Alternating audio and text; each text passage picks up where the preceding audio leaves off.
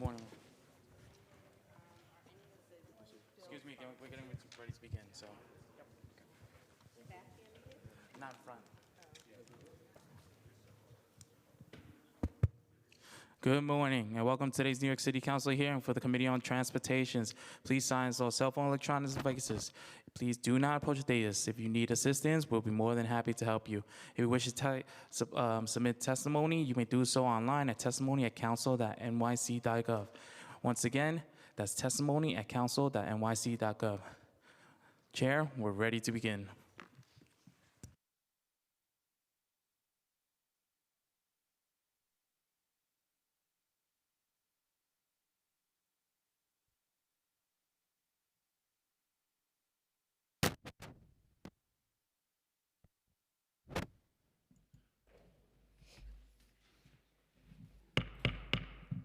Good morning and welcome to this morning's Committee on Transportation and Infrastructure hearing. My name is Sylvina Brooks Powers and I am the chair of this committee.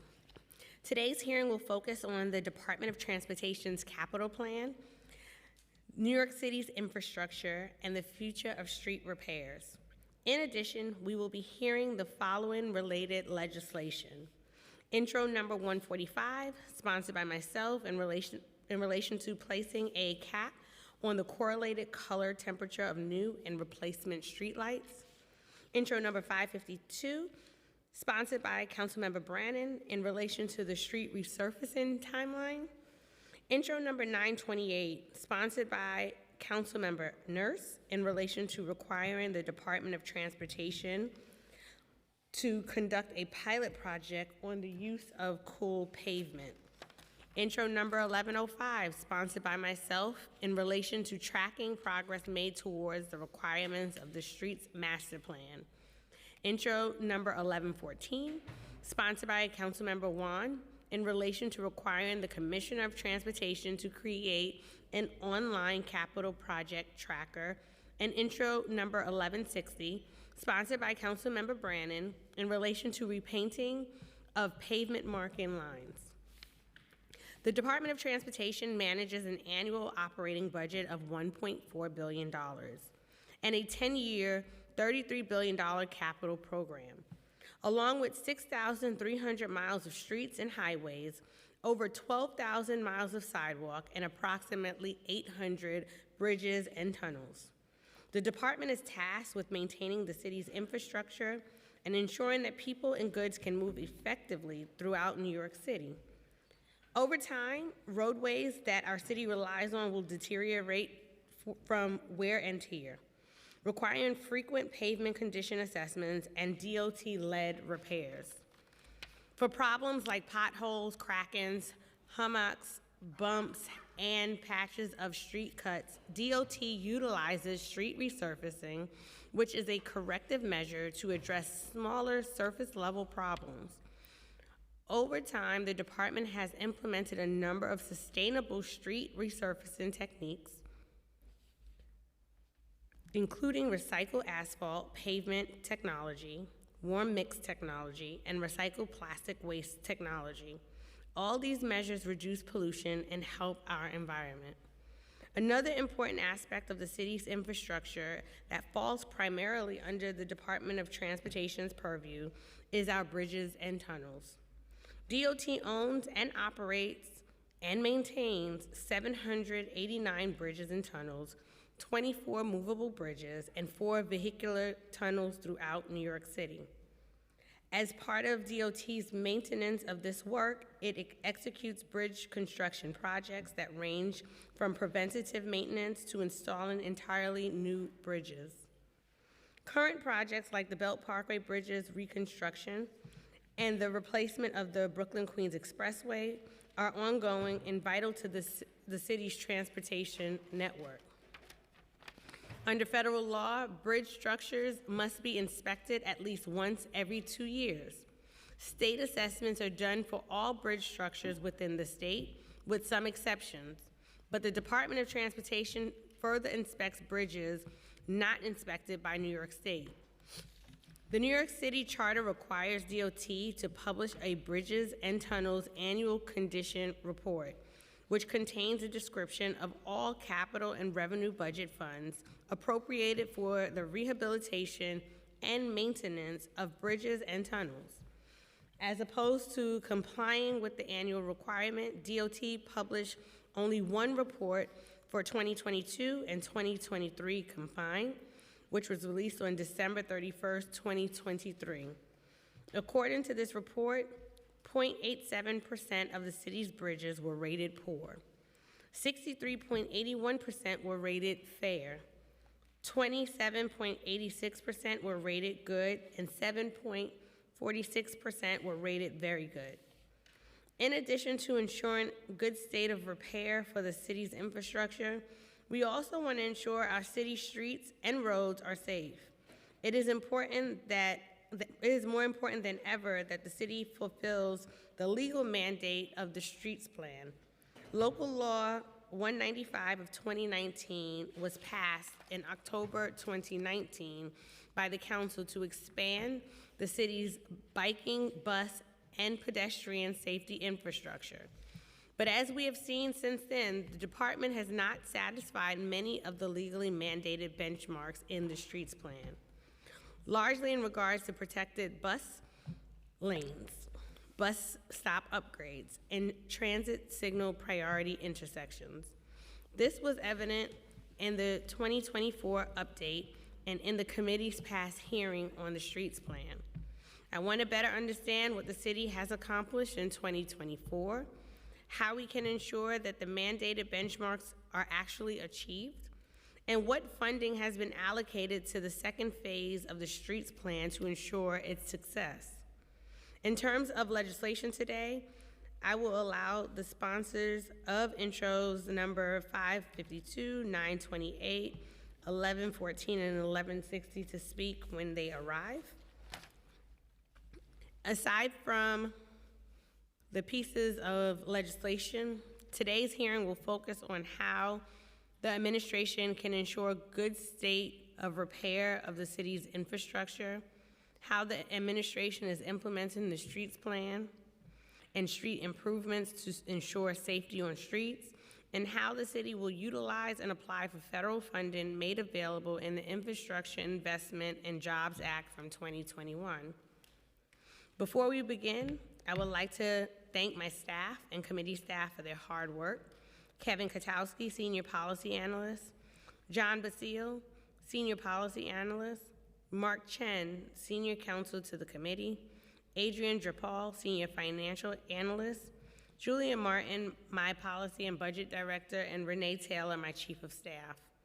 I would also like to take a moment to recognize Connor Mealy, who was previously counsel to the committee, and wish him the best of luck in his new endeavors.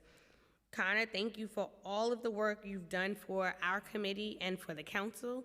I always say that the Transportation and Infrastructure Committee has the best team in the council, and yes, I am biased, and we wish him well. I will now ask committee counsel to swear in the administration. Our next panel will be from the Department of Transportation, Margaret Forgione, First Deputy Commissioner, Paul Ochoa, Executive Deputy Commissioner, Eric Beaton, Deputy Commissioner of Transportation Planning and Management, Rick Rodriguez, Assistant Commissioner for Intergovernmental and Community Affairs. I will now administer the oath. Please raise your right hands. Do you affirm to tell the truth, the whole truth, and nothing but the truth before this committee, and to respond honestly to council member questions? I do. Yes. Thank you. You may begin when ready.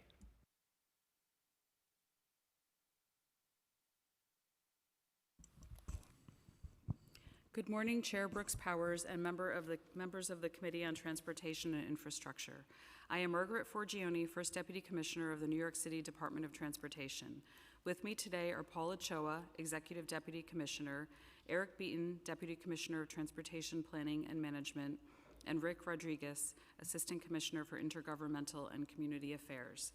Thank you for the opportunity to testify on behalf of Mayor Adams and Commissioner Rodriguez on capital planning and the future of street repairs. DOT is responsible for operating and maintaining 6,300 miles of streets and highways. This includes maintaining roadways, curbs, and pedestrian ramps, over 800 bridges and 5 tunnels, nearly 400,000 streetlights, and jurisdiction over 12,000 miles of sidewalk. DOT's $33.5 billion capital plan makes this work possible, with $5.7 billion dedicated to DOT's Capital Street Reconstruction Program. This program advances a broad range of agency priorities, among them enhancing safety conditions for all street users, increasing accessibility, improving pedestrian and cyclist connectivity and bus operations, keeping the road network in a state of good repair, and addressing flooding and ponding. DOT identifies street reconstruction needs regularly and through a variety of stakeholders, including community members, elected officials, other agencies, as well as proactively through our internal operational and planning teams.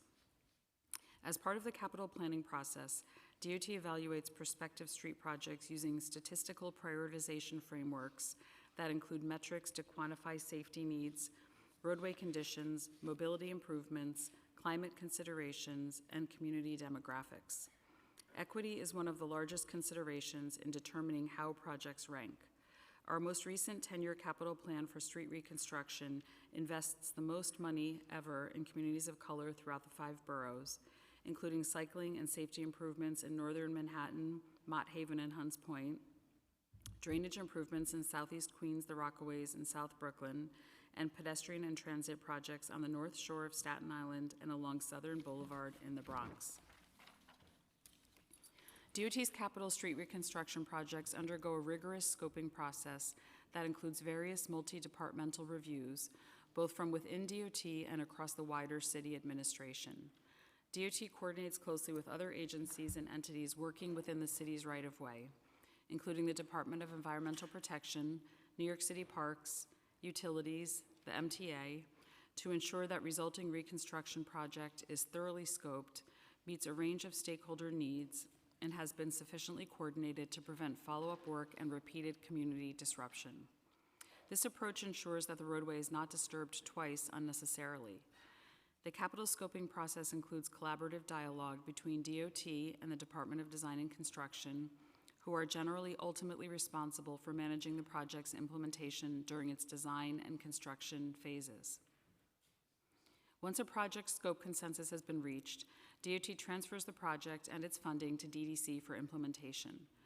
After assuming management of the project, DDC brings on a design consultant, directly oversees design activities, facilitates design reviews, and leads the community engagement process.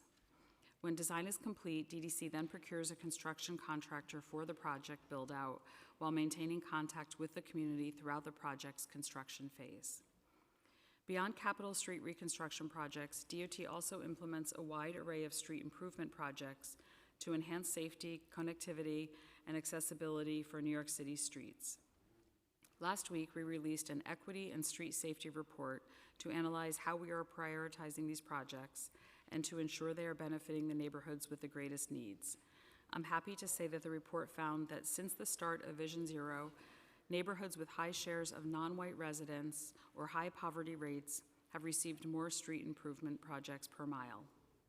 Now turning to the legislation before us today. First, Intro 145, sponsored by Chair Brooks Powers.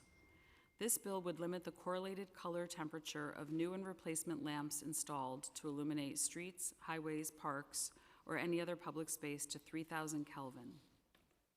3,000 Kelvin is already DOT's lighting standard based on engineering guidance, and so we all understand what this means. Kelvin refers to how warm or cool a light is, ranging from orange to white to blue.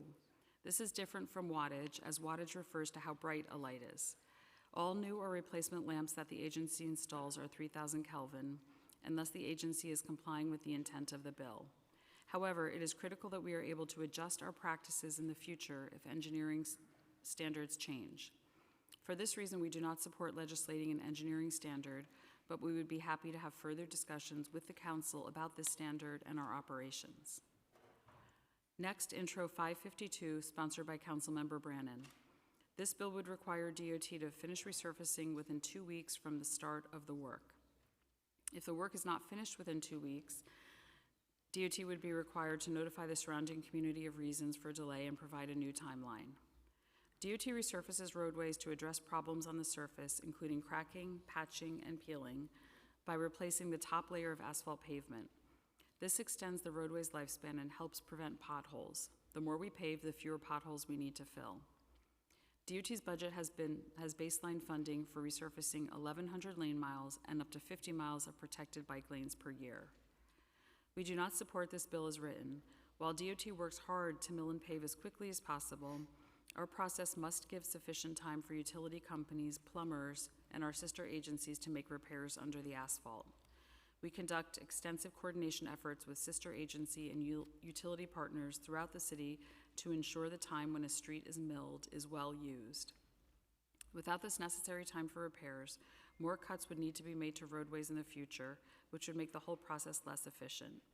We all want to avoid the situation where a newly resurfaced street needs to be cut into for a repair right after the work is finished. To have smooth streets for years to come, we need to give sufficient time for these repairs. Moreover, it is critical that we maximize our capacity to ensure we can resurface 1,150 lane miles annually. The pace of resurfacing is faster than that of milling, so we must have enough areas to milled to spend our resurfacing dollars well. This helps the department maximize the number of paved lane miles. Next, Intro 928, sponsored by Councilmember Nurse. This bill would require DOT, in partnership with DOHMH, to conduct a pilot on the use of cool pavement. This administration shares the Council's goal of enhancing resiliency and addressing heat vulnerability throughout New York City, and we support the bill's intent. DOT is already taking a number of steps to enhance resiliency and to address heat. Since the Unified Stormwater Rule came into effect in 2022, DOT has also embraced installing precast porous concrete panels in capital projects. Roadway reconstruction projects that disturb over an acre of the subbase of the roadway, or any project that adds 5,000 square feet of impervious surface, are required to include stormwater management practices to reduce impervious space. DOT and DEP have either completed or plan to complete in the relative near term approximately 92 linear miles of porous pavement that will result in approximately 450 million gallons of stormwater managed per year, the vast majority of which has been installed as part of DEP projects. We would be happy to discuss this work with the Council further. Other than porous pavement, DOT is looking at other ways to beat the heat. Our Cool Corridors study, completed in 2024, was a first in the nation capability and capacity building grant from FEMA to study the types and efficacy of heat mitigation and heat relief strategies through the lens of a benefit-cost analysis. The study identified many types of physical interventions, including street trees, drinking fountains, surface treatments, and seeding that can address the growing seasonal issue of extreme heat. Through analysis and discussions with sister agencies and sister cities, we evaluated on a conceptual level the feasibility of these interventions in the dense New York City context. DOT is advancing our mission to make streets comfortable and safe, especially in the summer. We are seeking federal funding to advance the cooling interventions identified in the study and working to integrate heat vulnerability assessments and heat resilience into capital planning and prioritization. Given how multifaceted heat health is, we are grateful for the Mayor's Office of Climate and Environmental Justice and New York City Emergency Management, who have served as organizers for many of these efforts, and also to DOHMH, who has been an incredible technical partner in understanding heat health. Regarding the pilot that the bill would require, the administration supports advancement and additional research into the use of cool pavements. DOT is aware that other municipalities have tested cool pavement and seen some promising results. But New York City is a dense and complicated place, and implementing cool pavement here will have its unique challenges, and any studies and recommendations must consider the wide array of factors at play on the city's streetscape and adjacent buildings, including in areas outside of DOT's jurisdiction. Such a pilot would also require an understanding of heat impacts that are outside of DOT's expertise. We look forward to future discussions with the Council and other appropriate agencies about how to best achieve the bill's aims, as well as the city's broader efforts to reduce heat. Next, Intro 1105, sponsored by Chair Brooks Powers. This bill would require DOT, upon submission of the annual streets plan update, to post on our website a description of all the planned projects for the year and describe how each would contribute to the streets plan mandates. This bill would also require that DOT give monthly updates on each project's progress. DOT does not support the bill as written. Community engagement is a vital part of DOT's work. We are concerned that by putting out a list of projects in the beginning of the year, it could hamper community engagement if community members feel the projects will be moving ahead regardless of their input.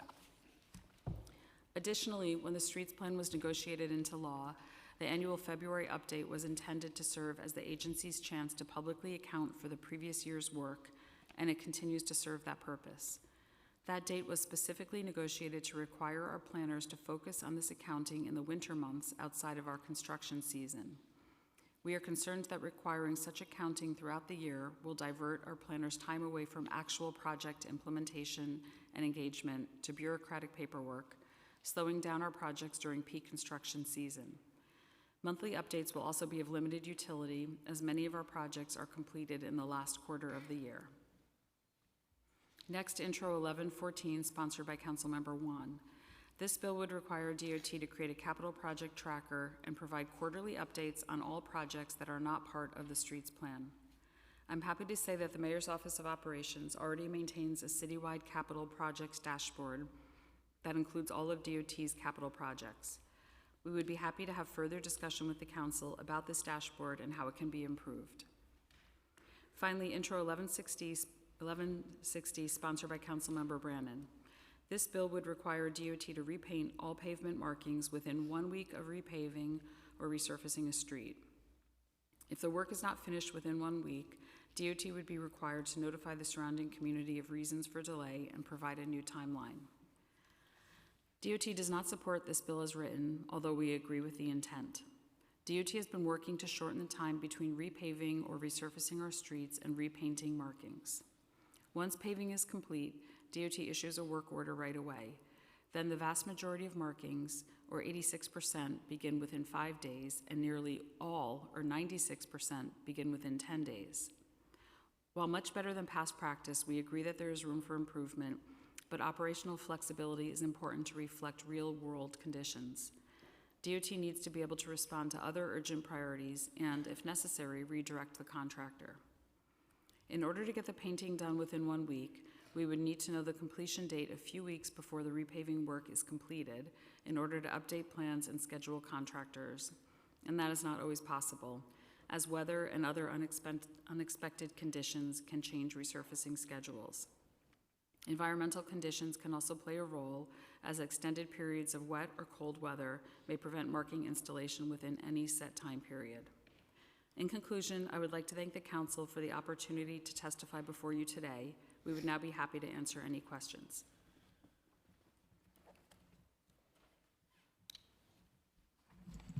Thank you, Commissioner. We have been joined also by Council members Rivera, Lewis, Farias, Narcisse, Banks, Ariola, Nurse, and Brewer. Before we get started, my question, I want to give an opportunity to Councilmember Nurse to give some remarks about her bill. Good morning, and thank you, Chair. On January 10th, climate scientists confirmed a sobering milestone, which is that the Earth's average temperature has surpassed 1.5 degrees Celsius above pre-industrial levels for the first time in recorded history. And this terrible milestone signals a point of no return for our planet and will lead to untold devastation and suffering. New York City is the nation's largest urban heat island and exemplifies the urgent need for action. On an average summer, our average summer high temperature is already 5 degrees above what it was 50 years ago, and without significant interventions and emissions reductions, projections indicate an additional increase of 3.5 degrees by 2063. While reducing our reliance on fossil fuel is essential, we must also implement policies that can mitigate the immediate effects of our warming climate. With 6,000 miles of asphalt, New York City streets absorb and radiate heat, often making the city feel up to 8 degrees hotter. This exacerbates the risk of heat-related illnesses and contributes to the growing annual average of 350 heat-related deaths. Data from the OH, the Department of Health Heat Vulnerability Index, highlight the severe risk in communities like mine, Brownsville, East New York, Bushwick, and Cypress Hills, which rank among the highest for heat vulnerability. Eastern Queens and much of the Bronx also face significant risks. This data provides a roadmap for where DOT could and should prioritize cool pavement pilot projects. Beyond reducing heat, according to the U.S. Environmental Protection Agency, cool pavement offers additional benefits, including decreased stormwater runoff, improved water quality, enhanced street safety, and better nighttime visibility depending on the treatment. Moreover, cool pavement treatments could also improve commercial activity where you are able to achieve the cool corridor effect. Last summer, I visited the San Antonio Department of Transportation and observed their cool pavement pilot program. And with just $1 million investment, they piloted various products costing approximately $14 per yard across 10 districts covering a mile. So I think they did one block in 10 districts. They collaborated with the University of Texas at San Antonio Civil Engineering and Environmental departments, and it yielded impressive results. A single treated block reduced surface temperatures by 10 degrees and ambient temperatures by 3 degrees just on a single block.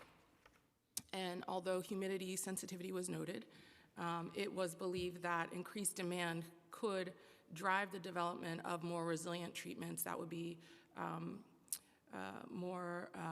less sensitive to humidity.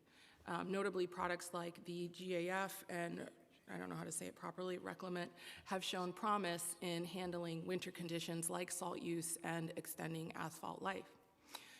San Antonio and New York City are very different. We have an expansive tree canopy, which provides some relief. However, many areas lack sufficient green cover, making them ideal candidates for a cool pavement pilot. And frankly, we also cannot guarantee that our current city treescape will hold up as ongoing extinction events across the world negatively impact our local biodiversity. Fighting climate change means mitigation, adaptation, and most importantly, resiliency. So integrating multiple layers of heat mitigation into our landscapes will be critical for New Yorkers with chronic health issues and vulnerabilities to enjoy public space for as long as possible. The pilot is calling for a pilot in 4 heat vulnerable neighborhoods. I'm eager to hear your thoughts on this. I have a lot of questions based on your feedback. I apologize that we weren't able to connect before this hearing. So I understand this will be like a cold conversation, but looking forward to talking more. Thank you. Thank you, Chair. Thank you. Okay, we could go ahead and get into the questions here. I'll start by asking a few questions and then I'll yield to my colleagues and then come back for round 2.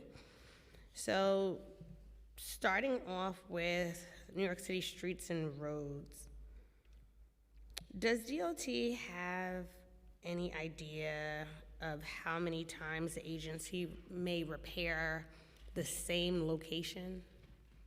So, for example, my Laurelton office is located on 222nd and Merrick, and we've worked with DOT a couple of times to come back to the very same site to address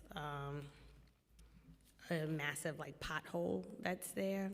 And so I'm curious to know how many times, or if the agency is tracking how many times they have to go back to a particular location. So in our system, we do have the ability to track work orders and locations of work orders, but using the example that you gave, Chair, there's sort of 2 different borough-based divisions that could potentially be very involved in those repairs. So if that issue was caused by a utility or another city agency, it would be our inspection division, Highway Inspection Quality Assurance.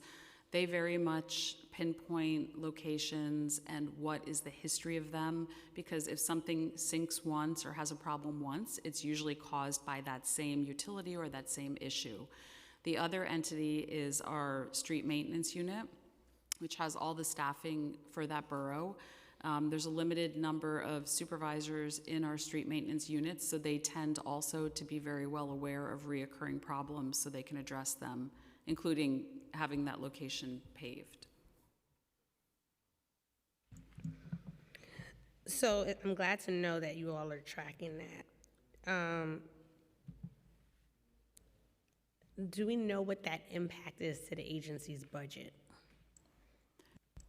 I don't think we have any number that would correlate to the budget. You know, what I will say is if it's simply like wear and tear in a road, cracking, patching, just typical, you know, road that's past its useful life, we will make sure it gets paved in the next cycle. We're really on top of that.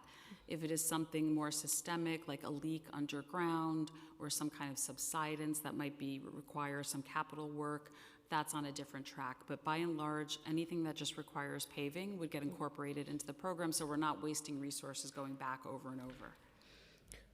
To your point in terms of wasting resources going over and over, because I've seen this a number of times, like even in moments when there is a systemic issue, instead of going ahead and addressing that, it's still paved over. So I think to Beach 19th Street and Far Rockaway, which we've been in communication with DOT on, we know that it's something happening underground that continues to make the roadway itself collapse.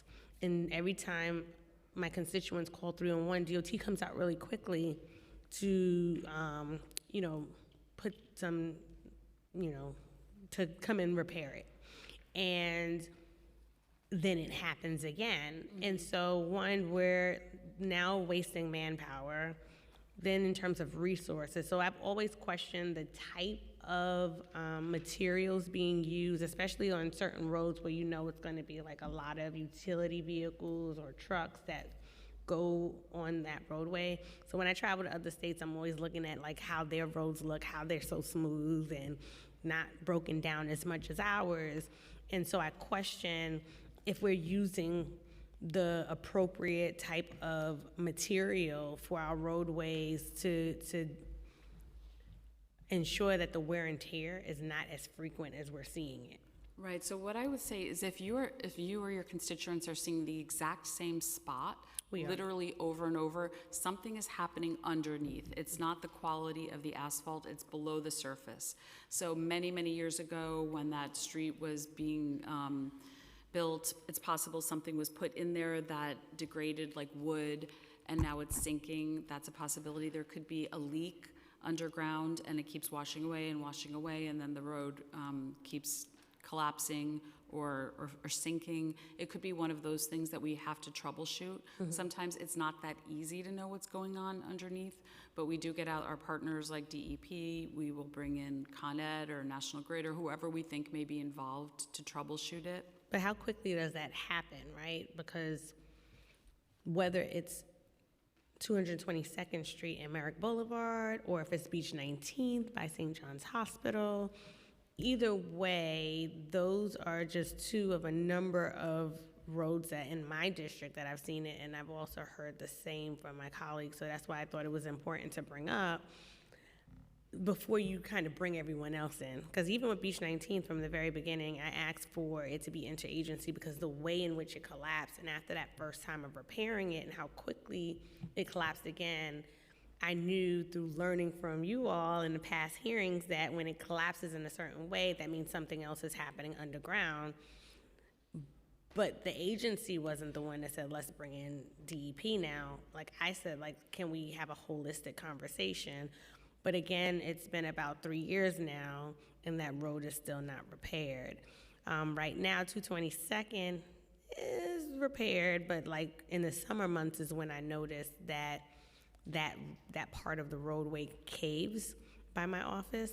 And so in terms of having limited resources and manpower, I'm just interested in understanding what that fiscal impact is on the agency and how we can be able to do a better job to have less trips to the same site because we're fixing it the way it needs to be fixed the first time, if at most the second time. Right.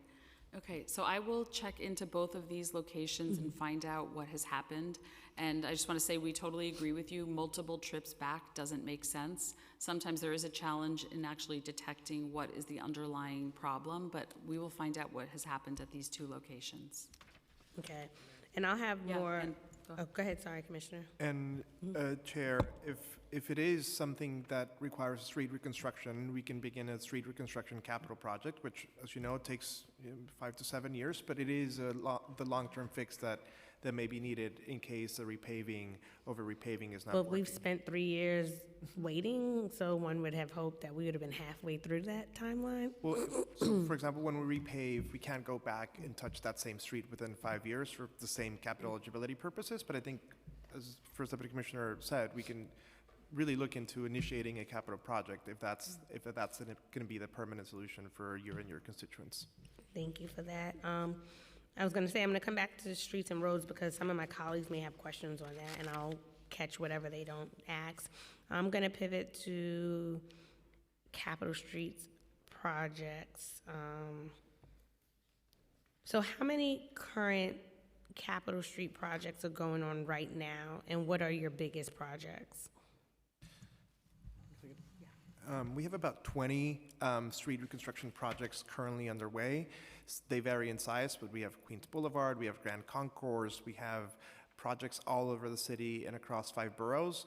By the time the construction starts, it's usually anywhere from 2 to 4 years of construction for DDC to finish these projects.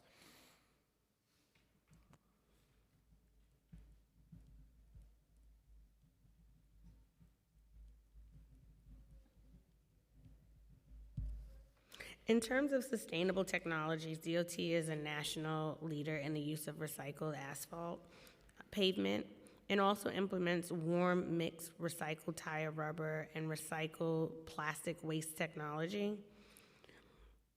What are the advantages of each of these technologies?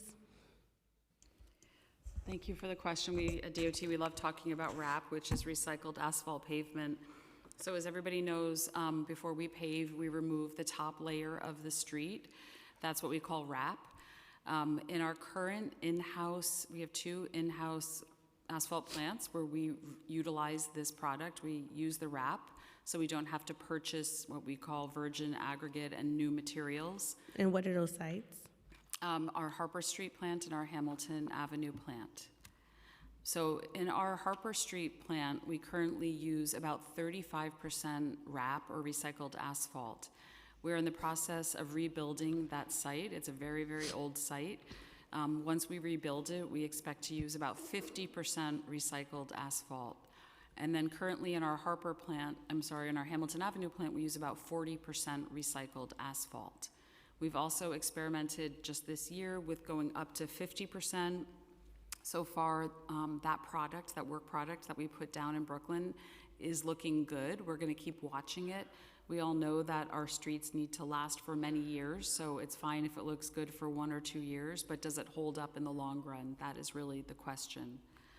And then one other thing I wanted to mention, that we purchase about 50% of our asphalt for our resurfacing operation, and we have 4 contractors. They use anywhere from about 20 to 40% of the RAP that we dig up in that asphalt mix.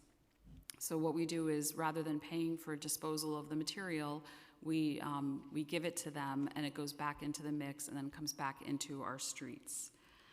So you also mentioned an additive that we sometimes put in the warm to keep asphalt warmer in colder months. The additive is an interesting thing that allows us to basically pave longer in colder weather.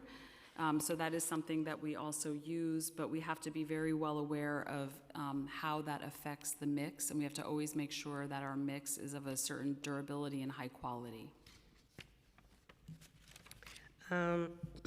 Thank you. And what is the net effect of DOT's use of warm mix, and how long does it extend DOT's repaving season? And how many more roads has it repaved due to the use of warm mix? Okay, our paving season is of a set time period. It's March through December. That's because for many, many years, for decades, we've designed a program that does not pave in the coldest months. And so we do have, part of our workforce is seasonal. So we have seasonal assistant city highway repairers that we lay off in March and we rehire, in December, and we rehire them in March. And that kind of works well because then what we do with the rest of our workforce is all winter long. We do pothole repair, we do other work, like we try to catch up on speed humps and work like that with the rest of our workforce. The other thing, having a seasonality to our operation is a benefit in that we can do work on the vehicles over the winter. The vehicles get a beating. We have milling machines with like lots of teeth. We have our paving machines that are constantly in use, day and night throughout the year. So having a downtime in the winter allows us, literally, we take apart those machines, we thoroughly clean them, and we put them back together, and we get them in good shape for the season.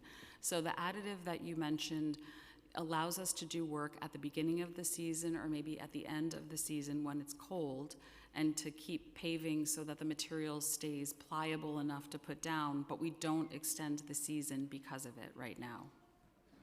But how long does it extend DOT's repaving season, or it doesn't It pave doesn't. at all, so it does not? It and doesn't, it cannot. but it allows us to do a better product in the colder parts of the season where we're already working.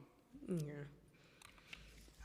I'll come back to this area if some of my colleagues don't pick that up. Going to bridges and tunnels.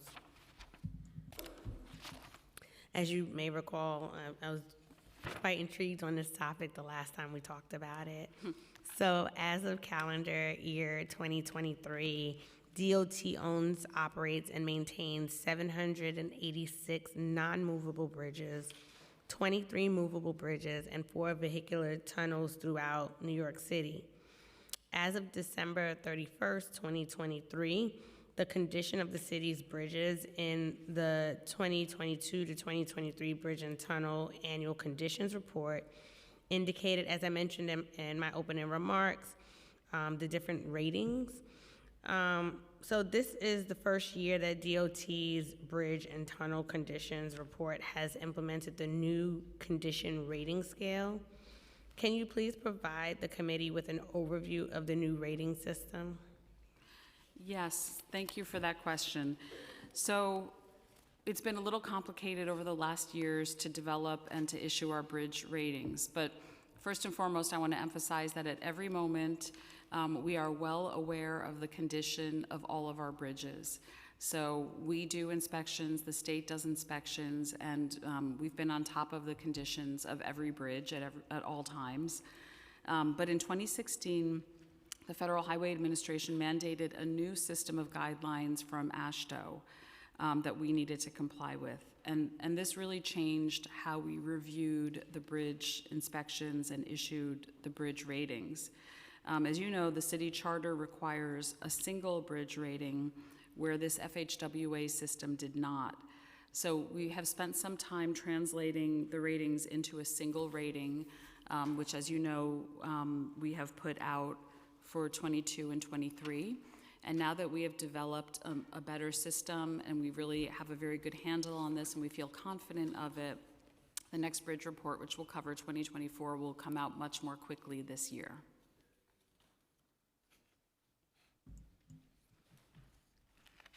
Did you also report on the individual component ratings? I have the bridge ratings, which should match what you have. Is that what you mean? The super and substructure? Right. Oh, the different components of the bridge. Yes. So we have all of the different components of the bridge. Yes. Now, why was this report delayed to the point that it needed to encompass the 2 years worth of ratings? Right. So as I mentioned, we were working hard to develop a single rating that we believed properly expressed the condition of the bridge. So, you know, we have now been using this FHWA system, which has many different components of the bridge, but we had to produce, as per the charter, we needed to produce one rating for the bridge. So we have spent a number of years going back and forth with the federal government and with the state government, state DOT, to review our methodology of translating these ratings. So that definitely took some time, but we're now in a place that we feel much more confident with that. Can you give us an update on the status on the following projects? The Belt Parkway Bridges reconstruction, the BQE replacement, John Finley Walk rehabilitation, Riverside Drive Viaduct rehabilitation? Absolutely. Okay, so the Belt Parkway project is our first bridge design build project. We're very excited about that. We issued our RFQ last year, and we're planning to issue the RFP in the first half of this year. So that would mean that notice to proceed would be in fiscal '27. And that Belt Parkway project includes 4 bridges and the connecting highway between them, roughly from Sheepshead Bay Road to Nostrand Avenue. Next, the Riverside Drive Viaduct. This project rehabilitates Riverside Drive Viaduct from 153rd to 161st. We're replacing the deck and the sidewalk. We're rehabilitating the superstructure, the concrete piers, the bearings, and substantial completion should be in early next year, early 2026. Okay, John Finley Walk will rehabilitate the FDR Promenade from 81st to 90th Streets. The scope is reinforced concrete repairs, waterproofing, resetting the pavers, and installation of benches. We're obviously working very closely with the Parks Department on this work. Final design has just started, and then the construction is in, the notice to proceed is in fiscal '28. And then last, the status of the BQE replacement work. We are working closely with FHWA and State DOT. We're now completing a very comprehensive traffic study, and we're preparing the documents to enter environmental review this spring. Construction would begin after the 2-year environmental review process. But I just would like to say, as far as BQE, we have been doing a lot to make sure the structure is still constantly safe for the traveling public. We completed interim repairs this past year on spans 4 and 34. We had a successful deck and wall coring program begin. And we also installed our Staten Island-bound way in motion sensors, in addition to the previously installed Queens-bound way in motion sensors. Going into street safety and streets plan, DOT has implemented a number of tools to address vehicular safety, such as speed cameras, speed humps, all red light cameras, all the things. But what steps has the agency taken to ensure measures to protect pedestrians and motorists from micromobility users, recognizing while that it may not be at the same frequency as a car, that there are still incidents of crashes as it pertains to micromobility? As we saw in the last hearing we had, 9 hours, 40 minutes, there was a lot of passion and concern from the public in terms of safety as it relates to e-scooters, e-bikes. And so I'd like to understand what steps DOT has taken to address the safety as it pertains to micromobility. Thank you, Chair. So I'll have Eric Beaton, Deputy Commissioner, jump in on this, as he's been championing a lot of that work. Sure, and this is something we do take very seriously. Pedestrian safety is important whether they're getting struck by cars or by micromobility. And we've had a real focus on micromobility over the past couple of years for, as you say, it's getting a lot of attention, and deservedly so, as micromobility and biking has been on a rise in the city. We think that broadly that's a good thing. We like seeing people getting around outside of cars, but we do need to make sure the street is safe for everyone. So I'll mention a few of the things that we do. First, on the enforcement side, we work very closely with NYPD, where we use data to identify the corridors where the most crashes are happening, and then NYPD does a real focused effort on those corridors. And we see that, if you go out once, you catch someone, maybe they learn, maybe they don't, But if you do a lengthy focused area in a corridor, people really start to learn and change behavior. So we've been seeing that being effective. We've done a very strong education campaign where we've worked with the community at large, but also very specifically with the delivery worker community to try to make sure both that they're operating safe equipment, but also that they know the rules of the road. And, you know, there's people who come in and they start working without necessarily knowing everything about how the city functions. But do you focus on like riders outside of the deliveristas? Because not everyone riding a scooter or a bike are necessarily using it for work. That's right. We do both. The delivery worker community, you know, has a very focused particular set, but we do work with the larger, you know, we do advertising and other ways to get at the larger community. And then we're working on the design side as well, because ultimately, enforcement cannot be everywhere at all times. We want to make sure that the streets are designed to be safe, and that's why we've looked to change the design of our bike lanes, in some cases making them wider so that the passing is safer, installing things like pedestrian refuge islands so that it's clear where pedestrians need to wait or not. As we've been installing our new sets of bike lanes, we've been incorporating more and more of these elements to reflect the changing nature of micromobility in the city. Now, you raise a good point in terms of how the roads are designed, and this is something I've said in the past before as well, in terms of when you talk about motor vehicles. One would argue that they move the way a road is designed when you don't have a breakup of the traffic, when you may have like a mile stretch with no stop sign, no traffic light. However, DOT is often very punitive in how they address safety related to motor vehicles, but there's an emphasis on design for micromobility.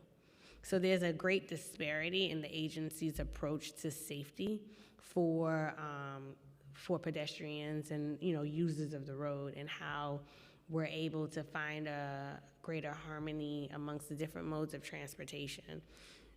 So what I'm hearing from you in terms of what the agency has done is the agency has put resources and funding in addressing the infrastructure of the roads to address this. But there's no real accountability I'm hearing in terms of the micromobility motorists and how they are using it, because how will an officer, like, because we saw that the numbers in terms of the NYPD issuing these summonses are not significantly high. From what I hear from some of the local police, sometimes they can't even catch up with them, right? In terms of their patrol, of their own foot patrol, for example. So it is something that obviously the committee is looking at in terms of ways to make the road safe for everyone. And so we'd love to work with DOT, and I know we have a couple of bills that are looking at that now that we will continue to have discussions around. Streets Plan. Local Law 195 of 2019, also known as the Streets Plan or the Transportation Master Plan, was passed again in October 2019 by the council.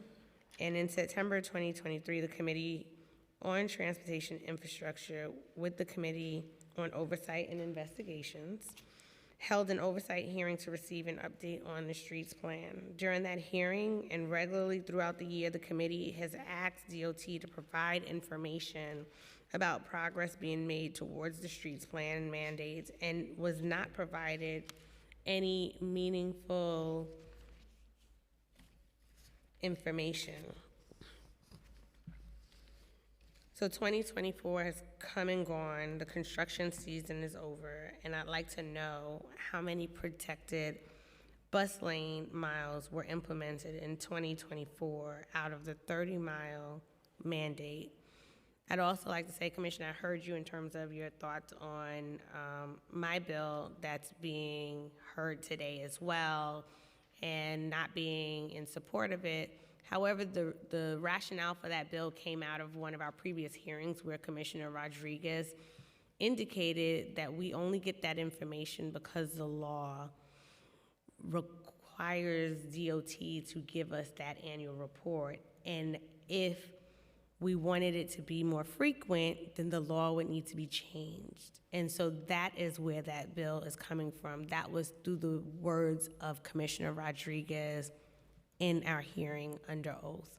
So I'd like to understand where we are with the bus lanes. Okay, let me start by saying that, at any point throughout the year, with any communities, with yourself and any communities, if people are interested in an update on what, we're thinking of in that community and we would like their feedback of what is being planned, we are always ready to do that. So, I know Commissioner Rodriguez was not trying to imply like we shut the door and we only talk about this once a year. The current February timeframe for the report works well because that is the off-season of our construction season, so our planners can really focus on developing these numbers and making sure that they're correct. So that's what we're doing right now, Chair. We're putting together all of those numbers, and as you know, next month we will be providing those. So we don't currently have those numbers for you. I don't want to give you any numbers today that are going to be readjusted. We have so many projects out there, and sometimes they're in final states of being completed. So as I mentioned, we're tabulating that right now, and we'll have that information for you next month. Well, I will just say this is case in point. When we try to get information, we're unable to get it at any other point, which indicates why we need this bill. And in how many intersections did DOT implement transit signal priority out of the 1,000 mandated by the streets plan? Okay, I'm going to turn to the MMR where I think we have that there, but if any of my colleagues find it first. Oh, go ahead, Eric. Yes, last year, in 2023, we did about 750 intersections. We're still getting the final number for 2024, as Commissioner Forgione said, but we expect it to be in that same range.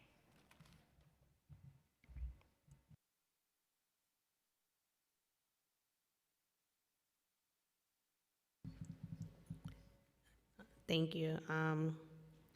How many accessible pedestrian signals were installed out of the mandated 500?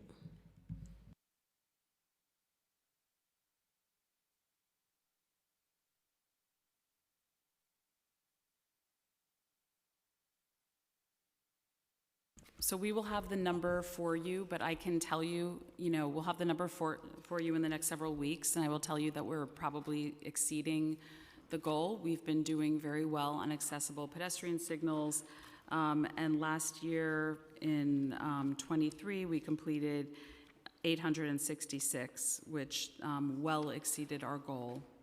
And the way we have an agreement with the court, we're also allowed to bank the additional accessible pedestrian signals that we have completed. So we're looking very good in this area. Thank you for that. So it's no secret that DOT has consistently failed to meet the requirements of the streets plan and has fallen further and further behind the aggregate 5-year target. Is DOT treating this with the urgency that it demands? Yes, Chair, we are working extremely hard in this area. We have constant dialogue with you, your colleagues, the community boards, the public, in order to identify and get their input on projects. We're also, as you know, a very data-driven agency, and we're constantly looking at where we would like to do projects and where we should focus our resources. One thing I do want to mention, and then Commissioner Beaton can elaborate a little bit on this, one thing the streets plan does not take into account is a lot of recent initiatives, fairly recent initiatives that have taken our time and attention and produced amazing results for the city of New York. One of those is the dining out program. We're now in the middle, we stepped that up during COVID, and now we're in the middle of implementing the permanent program. But to be clear, that was a program that DOT supported and fought very tirelessly to have that within its agency. And when there was hesitation of it being within DOT and instead going to DWCP, DOT affirmed that they had the capacity and bandwidth, knowing that they have to meet the goals of the streets plan to be able to fulfill that requirement with that program. So we have received, and you're right, we love the dining out program. We believe we're doing a very good job with that program, and we also did get additional resources to help us continue and step up that program. I'm pointing out also that, yes, you're right, that it's two separate things. There are other programs that sort of are all part of similar buckets. For example, our Open Streets program, which is very well loved in many communities. Also a DOT requested brings a and lot. loved program. Right, but these are also still new initiatives that are really contributing to how we use our public space and how the lives of New Yorkers can be made better for them. So I'm just pointing out that these are additional programs that are happening now. And I received that, but the thing that DOT has to understand is the law was in place when these programs and initiatives were being pushed. DOT knew that they had the obligation to fulfill the streets plan, even when advocating for these programs, and still, under oath, in a number of hearings, have affirmed that they had the capacity and bandwidth to see these programs through, understanding what the law was. However, DOT has failed to meet the goals of the streets plan and continues to push these programs and initiatives as priority without meeting the requirements of a law. So with that, what plans are in place to not only satisfy those mandates going forward, but to exceed them in order to compensate for the earlier shortfalls? Okay, and I can give you our word, Chair, that we're not letting up on any of these goals and any of these Yeah, initiatives. and I apologize, Commissioner, and I appreciate you, you know I do. But DOT gives us our word in every hearing, and most of the time we hardly get answers that we're looking for, and we have not seen the results. Okay, and what I'm giving you my word is that we are deeply committed to these programs. That's all I can give you, and that is what I'm telling you, that we will continue to push hard on doing as much work in these areas as possible, and we will have all the information for you within a few weeks exactly of what was achieved in 2024. And is Streets Plan one of those programs you guys are committed to also? Absolutely. Okay, just wanted to make sure that that was on the No record question. too. I'm gonna yield right now and allow my colleagues to ask some questions, and then I'll come back for round two.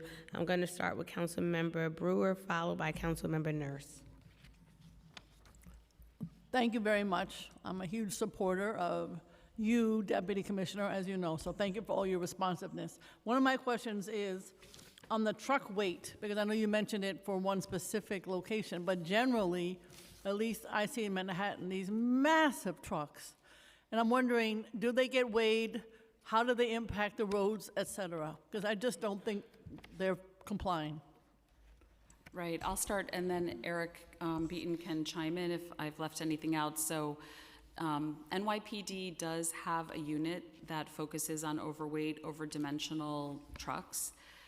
They have the ability to arrange for weighing as well with portable weigh stations, but as you can imagine, that's a tricky operation. You need a lot of space to do it. You need places to pull them I've been talking over. about it for 30 years, so I'm Yeah, aware. you're very well aware. It's very challenging.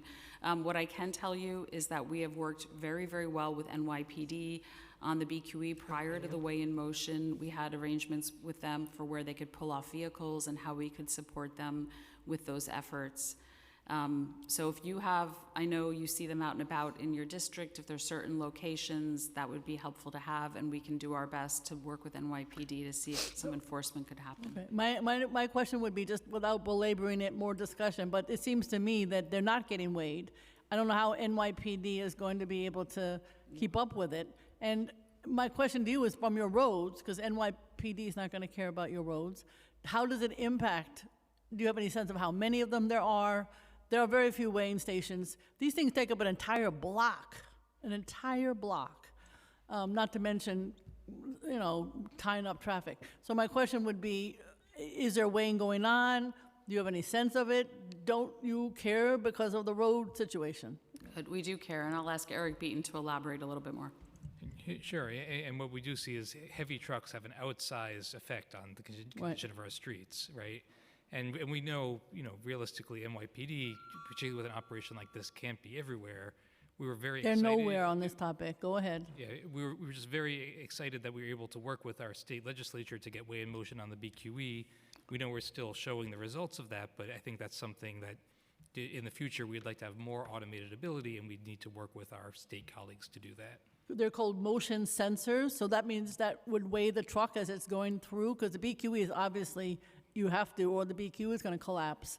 But, Yes. so you could put up motion sensors, is that something? I thought there were these weigh stations on the highway, but Yeah. these trucks can't fit on those tiny little weigh stations. No, so it's called Way in Motion, which means literally like as they Right. go, they weigh as they go over.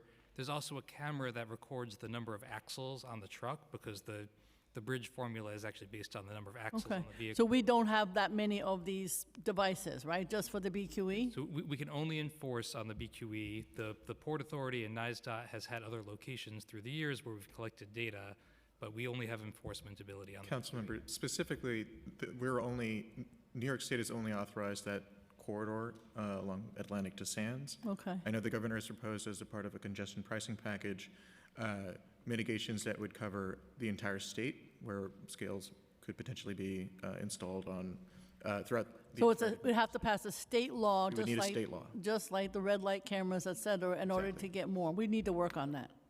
All right, thank you. Next question is, I don't know what they're called, the covers. All right, so who's overseeing? I guess it's quality assurance. You fix the road or temporarily put down those yellow covers, and then my phone rings off the wall because they're not properly placed. And then in Manhattan, it goes right up to the 23rd floor, and they start complaining. So my question is, who oversees the placement, and then maybe drive over it yourself to see if it's properly placed, et cetera?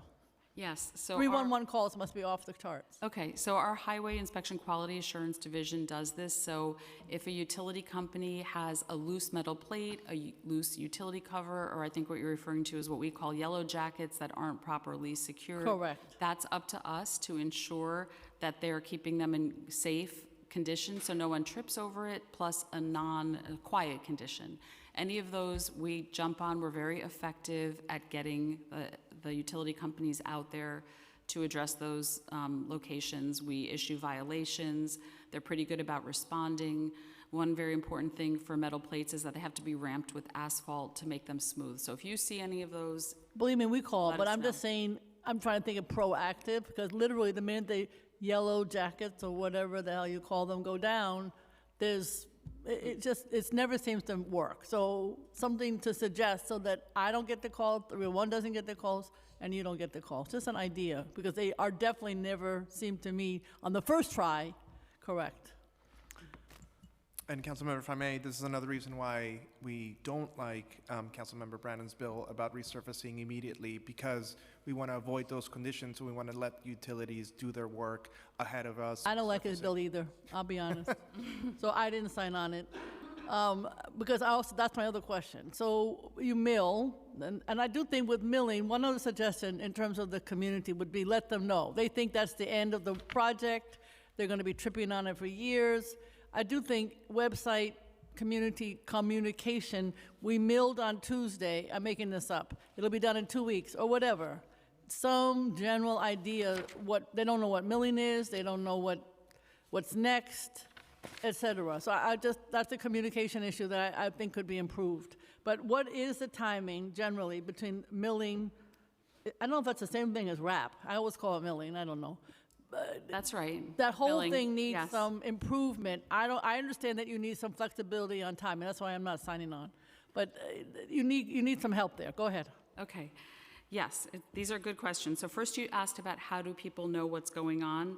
We have a pretty robust process for informing the community. Every week we send out notifications to the community boards. Oftentimes they do send them out to their lists. We post these schedules about when milling is happening, when paving is happening on our website. And then we also give community boards like quarterly updates on what to expect that's coming up. If we can do more and better there, We can talk about it, we're because there are open to some other that. ideas there, yeah. And then as far as exactly how long it takes between milling and resurfacing, about a quarter of our projects are done, completely paved within 2 weeks of the milling. And then about 54% more are done that third week. So in a nutshell, 80% of roads are completed within a 3-week time period, so that's the vast majority. And then we have, the rest are mainly one more week, need about one more week. And as we've mentioned in our testimony, it's really important that the utilities have an opportunity to come in. Sometimes like leaks, could be a gas leak, could be a water leak, are detected during that milled stage.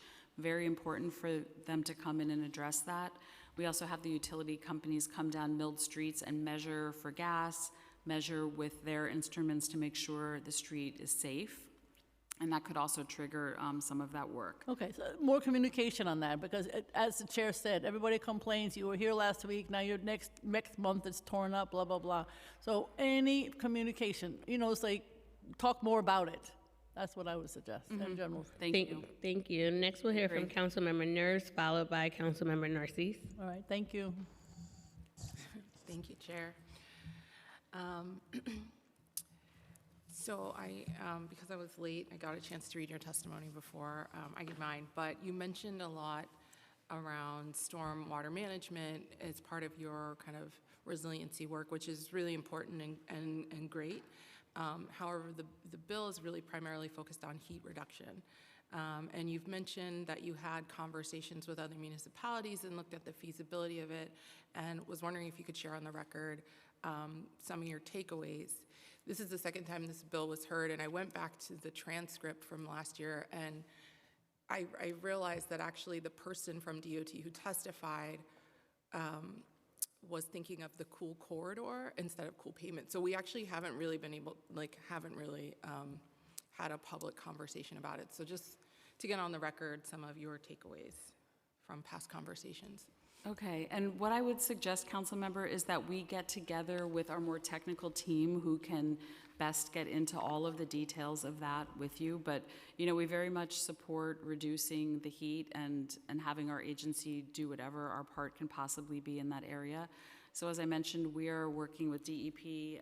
92 miles of porous pavement panels are being installed in various neighborhoods within the city right now.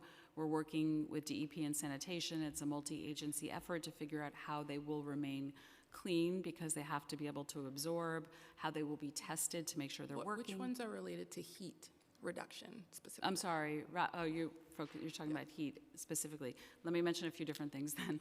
Okay, thank you. So a lot of our pedestrian work, our plazas, our new pedestrian spaces are painted. They are painted a light color. That is something that, will reflect the heat. One thing that we're very aware of while we're talking about this issue is how would the work that we do in the street affect the heat of the neighboring buildings, for example? Like, does it deflect it? Does it reflect it? That is one challenge in this area. That is something that we would like to talk about further. We've looked at more drinking fountains in our public spaces, seating that can also help with cooling. And, if we're talking about like a coating on the streets in general, we need to be aware of whether or not that coating reduces the life of the pavement, if we can still mill and pave our streets the way we normally would. So these are some of the things that we've considered that we'd like to talk to you, sit down and talk through with you. Yeah, all of the, from what I understand, the treatment is done right as you're resurfacing or as you're already repaving. You put the treatment right on. You could either do it the same day. Some treatments you can wait a few days. You're already there, and so you do it at the time of your repaving anyway, so it would just go on your normal schedule of how you're dealing with repaving the roads. Some of them have been found, as I mentioned, to extend the life of the asphalt, and they're continuing to do studies on that. So there is quite a bit of research already done. I mean, you mentioned, there's a lot of research needs to understand how to do this. That's the point of the pilot. You would study 4 blocks or 4 areas. And conduct the pilot, and there's an abundance of research around now available to you all. So from what I'm saying, from what I'm hearing, you're not specifically testifying that you are against the bill, but that you would like to work it out. Is that correct? We'd like to, yes, we'd like Okay, to talk to you more okay. about it. That would be great. So then I won't ask too many more questions of that, and we can do that offline. But I do have a one final separate question, since we are talking about repaving and things like that. When you are just on your normal schedule of repaving and you're approaching a set of blocks that you're doing, does DOT proactively consider any new speed mitigation infrastructure and proactively install it? For example, if you are coming up on a series of blocks that you're repaving that have had multiple requests for speed bumps, and those studies, they're eligible streets, but they didn't meet the speed criteria according to DOT. Is this something that you would proactively look at and just say, hey, they've studied this before, people have asked for it, let's just go ahead and put in the speed bump? Yes, so it's an excellent question. So every time we mill and pave, it's an opportunity to have a blank slate on the street.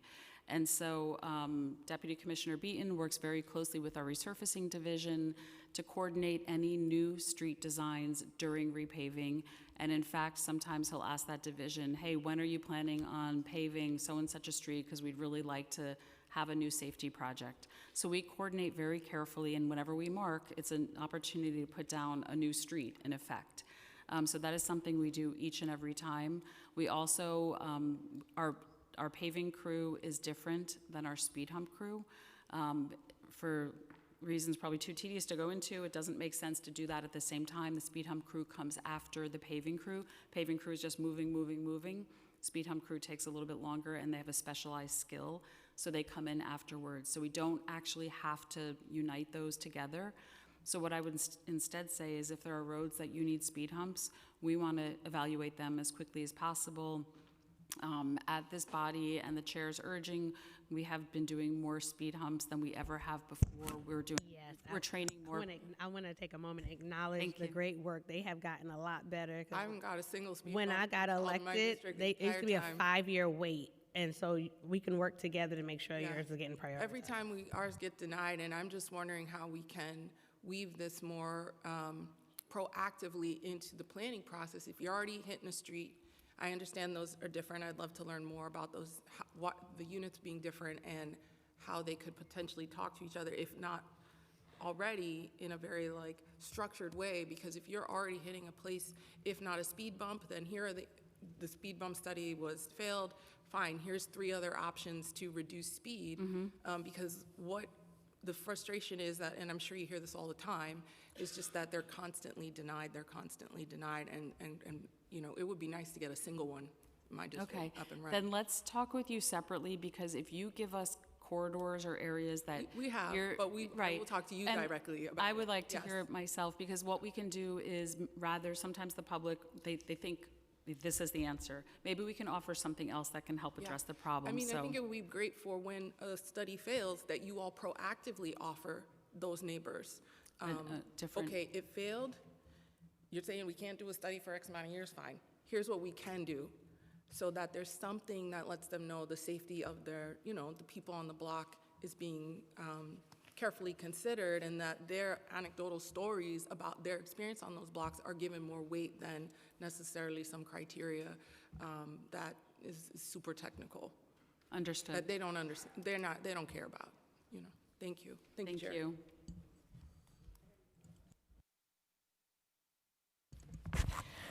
Thank you, Chair, and thank you for being here. You're one of my favorite agencies because I have a lot of work. So, talking about speed bump, I want to start with this. I have a senior that died recently, January 10th, and her name is Esther Seeley. So she was crossing the street, and the car just hit her, and she passed. It is unfortunate that we have, and let me be honest, by looking at the video, I don't think that person was really speeding, but it's an unfortunate situation that happened. But how we can reimagine those large corners when people turning, which I will talk to my chair about that.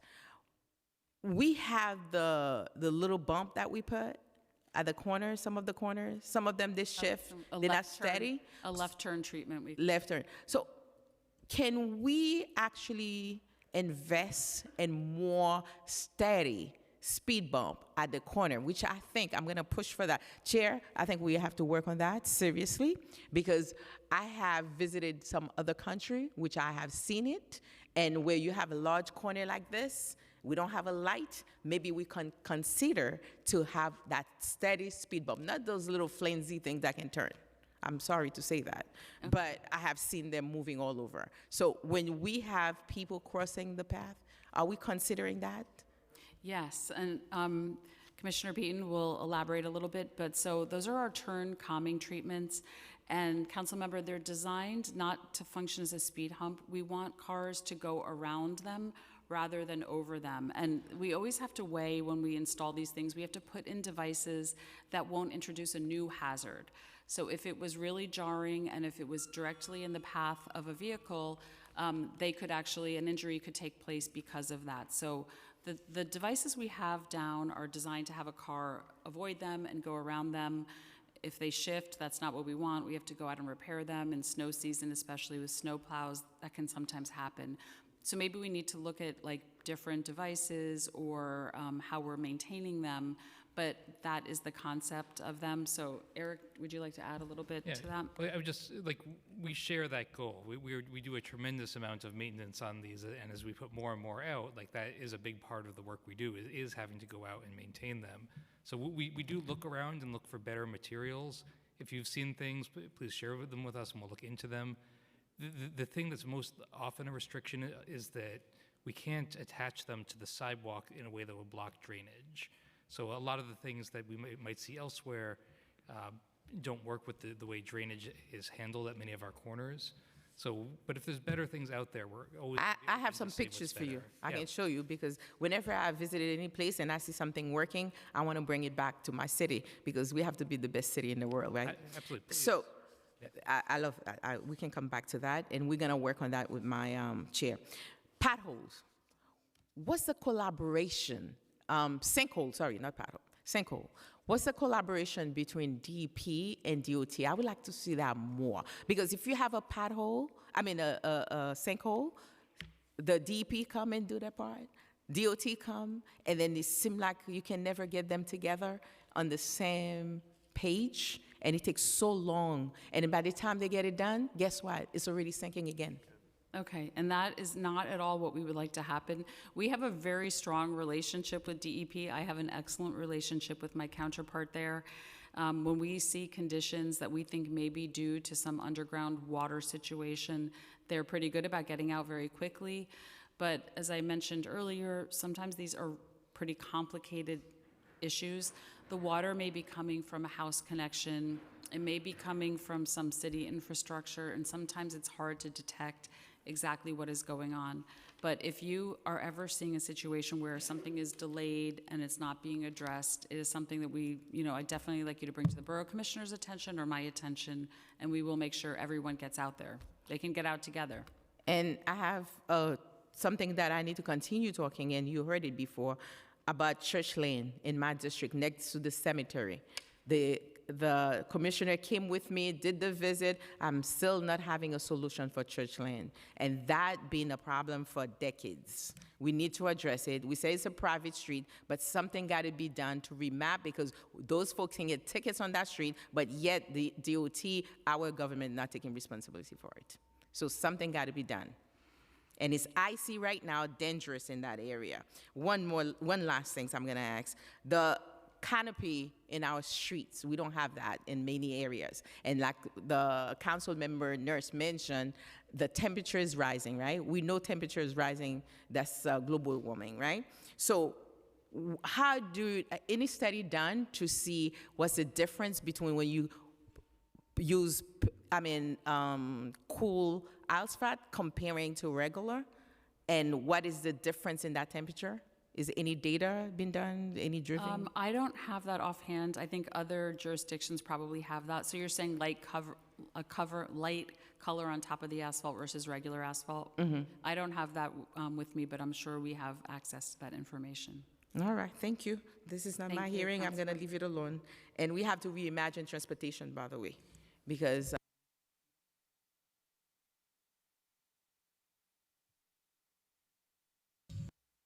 Thank you, Madam Chair, and thank you to the administration. I have some district-related questions strictly pertaining to the Gateway Mall area in the 42nd Council District. For some reason, none of the streets are regulated. There's no alternate side parking, no street cleaning that takes place. And I want to know, is there a plan to regulate the streets? It's been like that for quite a couple of years, since, that is we've had a lot of development that has taken place on that side of the district. Obviously, folks are getting used to not having to move their cars, but we need the streets cleaned. So I want to find out exactly what's the plan by DOT to assist with or possibly regulate those streets back there so they can get the alternate side parking. And also, too, the streets are in disrepair. We definitely need assistance with having those streets repaired back there, all up and down Elton, Schroeder's, Vandalia. So we definitely want you to possibly take a look into see how we can get those streets regulated and the street repairs. Thank you for the question. It's a really important question. So over recent years, we have been working with HPD on this development. The area was built, but it is not built exactly to city standards. So we have not yet taken those streets, and we could clarify offline exactly which streets we're talking about, but we have not taken them into our ownership. So if there are asphalt repairs that are needed, that is not something we would do if the city doesn't own them. Okay. But my understanding is that there is now a contract with DDC to address all of those issues, so then the city can then take those streets over. But we can, offline, we can confirm everything with you. Right. And then just as far as sanitation sweeping, they may not do it if the streets are not owned by the city, but we can check with them as well. But once they are owned, of course, that can be discussed, putting them in the rotation and then putting up street cleaning regulations. We definitely want to have a sidebar on that so we can get briefed and just have more conversation on Good. that. Okay. Now with the implementation of congestive pricing, has anything budgetarily, capital-wise, has been taken into consideration as far as the outer boroughs where there will be more traffic or more stress placed on those communities? Right, so I'll start and then Eric can jump in. So as part of congestion pricing, we, of course, are working closely with the MTA. We are doing a study of impacts particular to parking in all of the communities, the ones just on the edge of the congestion pricing zone, but then also ones further afield, and we can provide you which communities those are to see how those communities are being impacted. There's also a lot of information being collected on speeds and impacts around, all the bridges and tunnels and even further afield in the boroughs. So I know we don't want to conclude anything from 2 or 3 weeks, but over time that information will be shared so we can understand if other districts. Street maintenance as well. Obviously with the high usage of cars, right. I see what you're saying. So if there's an increase in traffic in a certain area. Correct. Got you.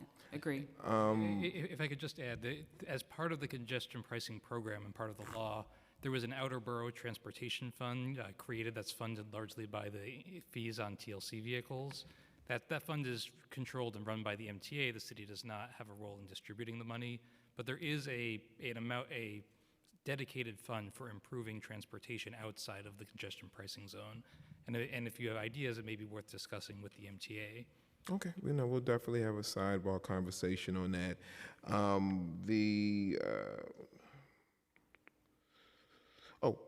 When it comes to bike lanes, there are certain parts of my district where bike lanes have been placed, and we all are in support of protecting the cyclists. But are there any studies being done once bike lanes have been placed to look at the possible congestion it has caused. I know two particular areas in my district along Fountain between Blake and was it Blake and New Lots, and then which is located in front of a school. There's been this heavy congestion up and down that street, and this is something that didn't exist, prior to the bike lanes being placed, and also along Van Sicklin, all the way up from Hegeman down to I think Stanley, and all in areas where there's schools. There's heavy congestion that never existed before. So we definitely want to find out what's being done to assess, how effective placing the bike lane, there, as far as also cutting down congestion or just making it more safer for bikers and pedestrians to travel. Is there anything being done or studies being done once bike? Yes, it's an important part of our program that we don't just put in these projects and walk away. We do look at both broad data, whether speeds or safety, but we do go out and follow up.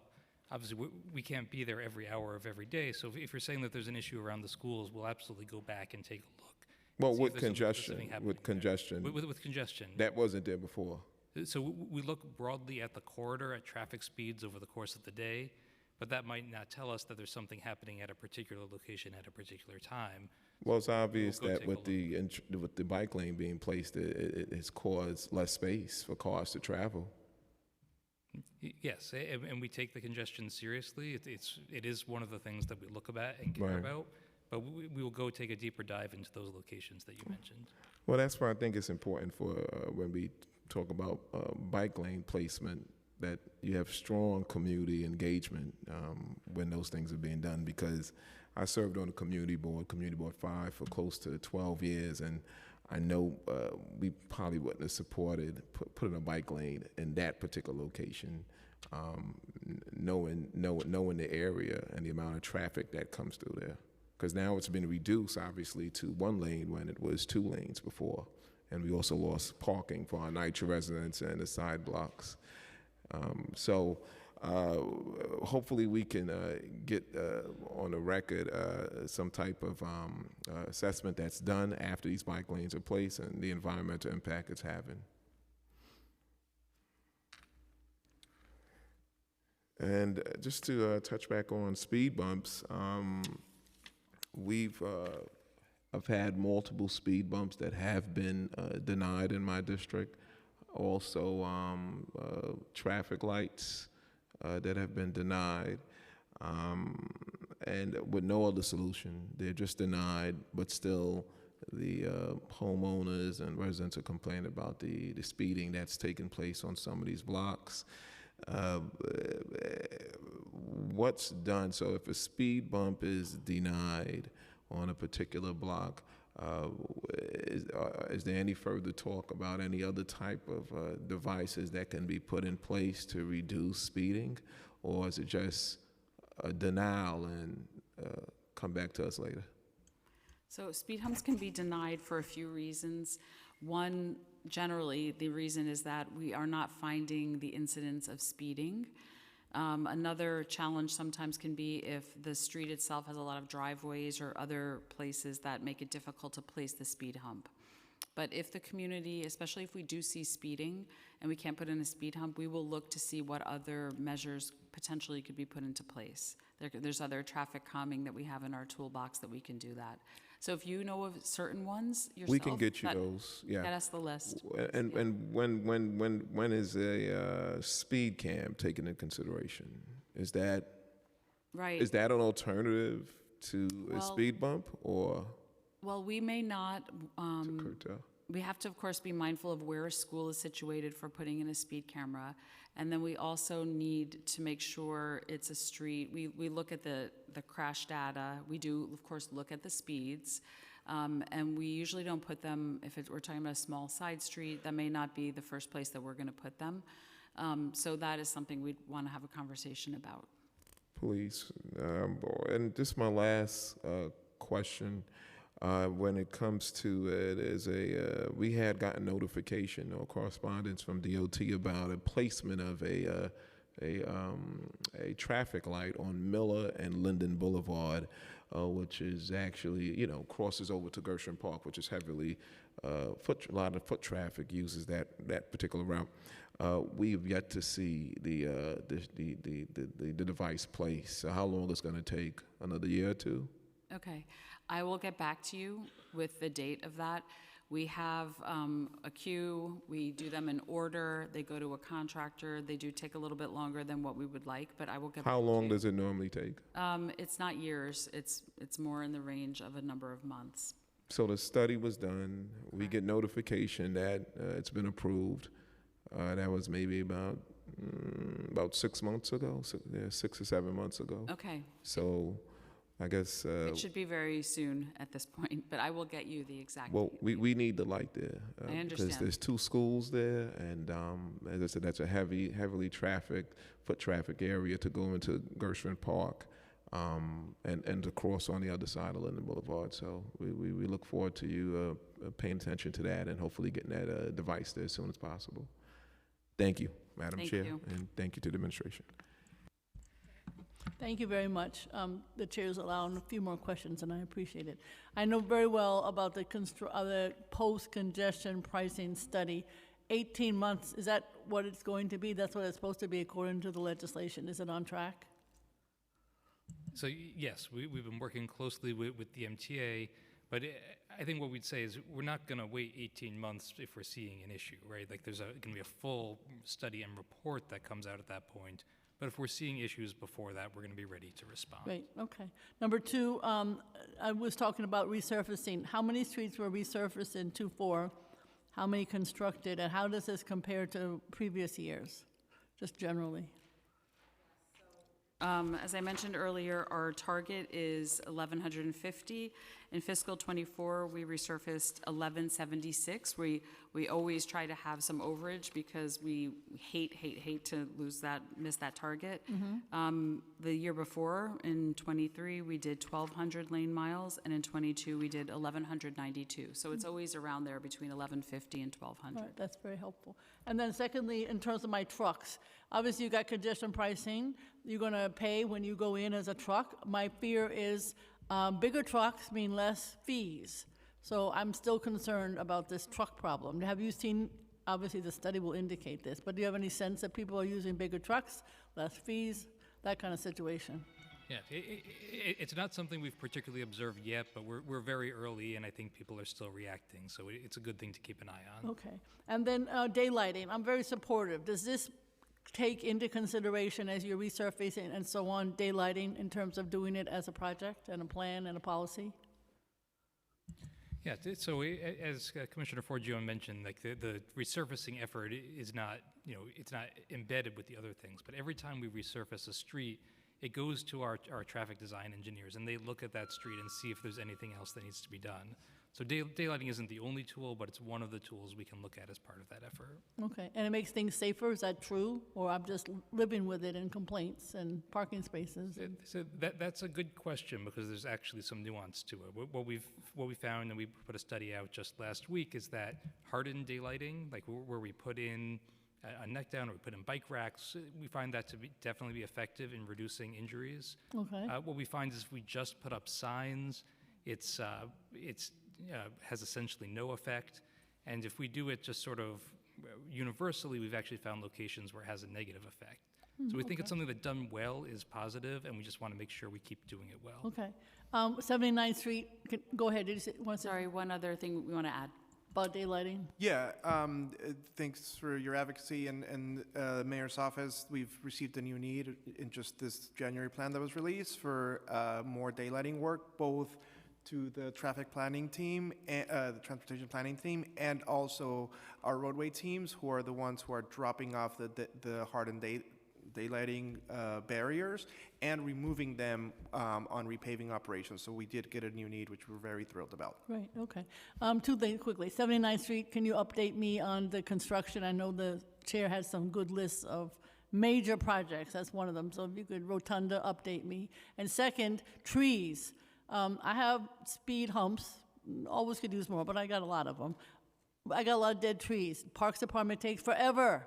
Can you get infrastructure money to say trees provide cooling? And that would be something that could be included in your infrastructure? Just a out-of-the-box idea. Interesting. So I have lots let's of talk good about ideas that like more. And that. if we can get with parks and we can strengthen applications to help them, we would be very interested in doing that. Okay, so in other words, infrastructure could perhaps pay for trees in terms of street repaving, blah, blah, blah, for heat reduction? Something to think about.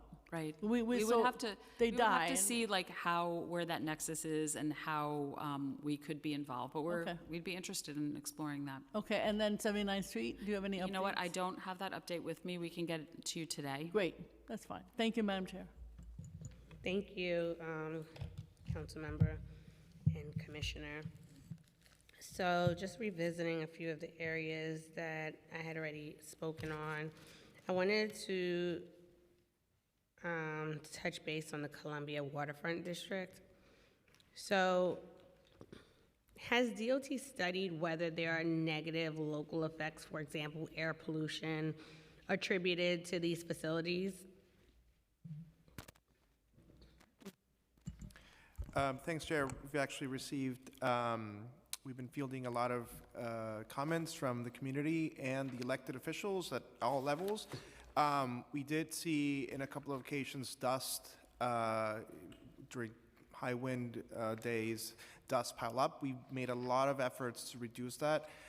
We've done a couple of things. Just we've wet our piles, so that means so it doesn't create dust. We've lowered our piles over 90% at this point, and we've actually moved our piles in ways that they could, any gust wind would not, blow up any dust. We are monitoring. We're in constant communication with that group of electeds and community boards. In fact, Commissioner Rodriguez, Deputy Mayor Miyoshi, and a couple of us at DOT were just in a meeting with them last week to discuss all the mitigation efforts for this operation. Obviously, the operation is key to the work we do. It is our pet ram crews and concrete recycling, but we are monitoring and we are constantly talking to the electeds about any mitigation efforts. So the concrete recycling facility in the Columbia Waterfront District that was moved from the South Brooklyn Army Terminal, it was supposed to be temporary initially.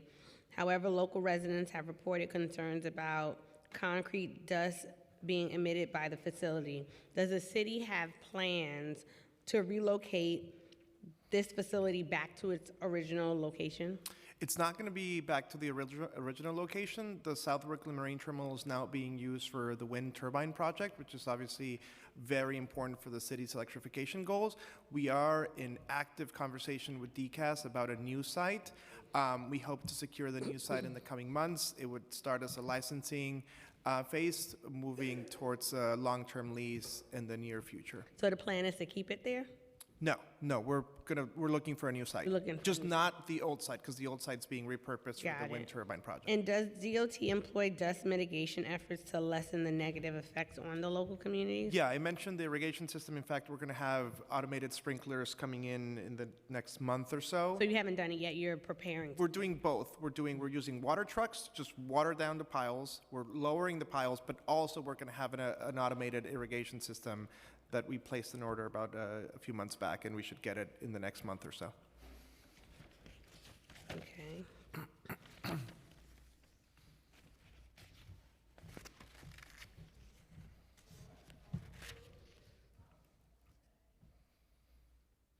want to talk a little bit about the federal funding. So on November 5th, 2021, the U.S. House of Representatives passed the IIJA to invest in the nation's infrastructure, including providing funding for roads and bridges, rail, transit, ports, airports, the electric grid, water systems, broadband, and other priorities. The legislation has provided $1.2 trillion excuse me, in total spending over 5 years, including $550 billion in new funding, with about half of the total and the new funding going to the United States Department of Transportation. How much federal funding from the IIJA has been allocated to New York City to date? I have the DOT numbers. The city as a whole, and City Hall has been leading this effort, have been applying for all types of competitive applications. It is usually not just the DOT. It's EDC may have a project, DEP may have a project, HPD may have projects. So, but in terms of DOT, we've received over $300 million worth of federal funding. Million or billion? Million. But this is just DOT. I know for a fact the city has surpassed the $1 billion mark. If we count EDC, actually $2 billion mark. If we count the other parks has also received a good chunk of federal funding. So actually it's $2.3 billion that the city has secured. How much federal funding is being utilized by DOT? So a lot of our funding application or funding projects were projects that were already underway. So we've essentially, what we do is we replace or displace the city tax funding and we put in federal funding. There are a couple of pilots though that we won and we are in the process of starting.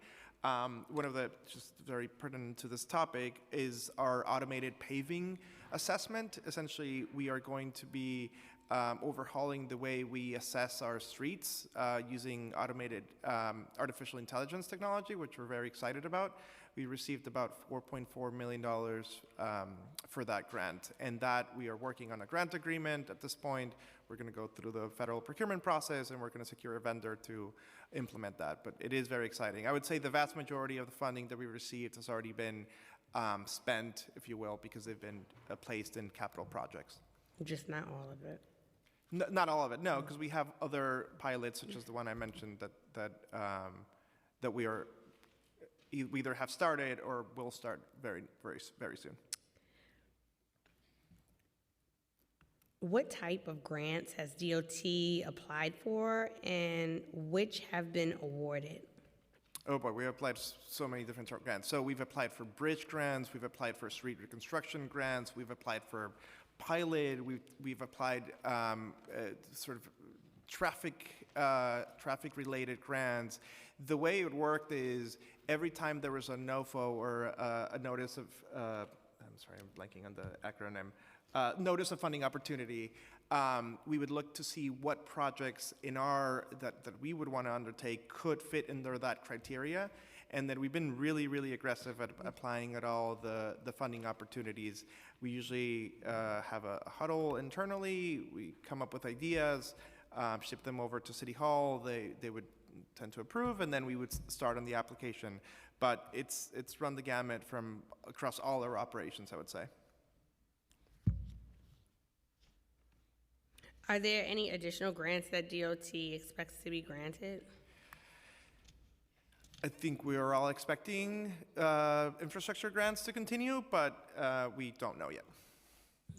There are some long-standing grants that we don't expect that they'll be canceled, but it's hard to anticipate. Okay. How will DOT utilize federal funding to improve and maintain their bridges? Yeah, most of the federal funding that we've received have been on the capital side, meaning we've asked for a lot of funding for our capital projects in our bridges division. That's how we've used the grants, because that's how the notice of funding opportunities have come out. Your question is about like improving the way we maintain our bridges. I mean, we improve them by rebuilding them, so I would say that's how we were using the grants.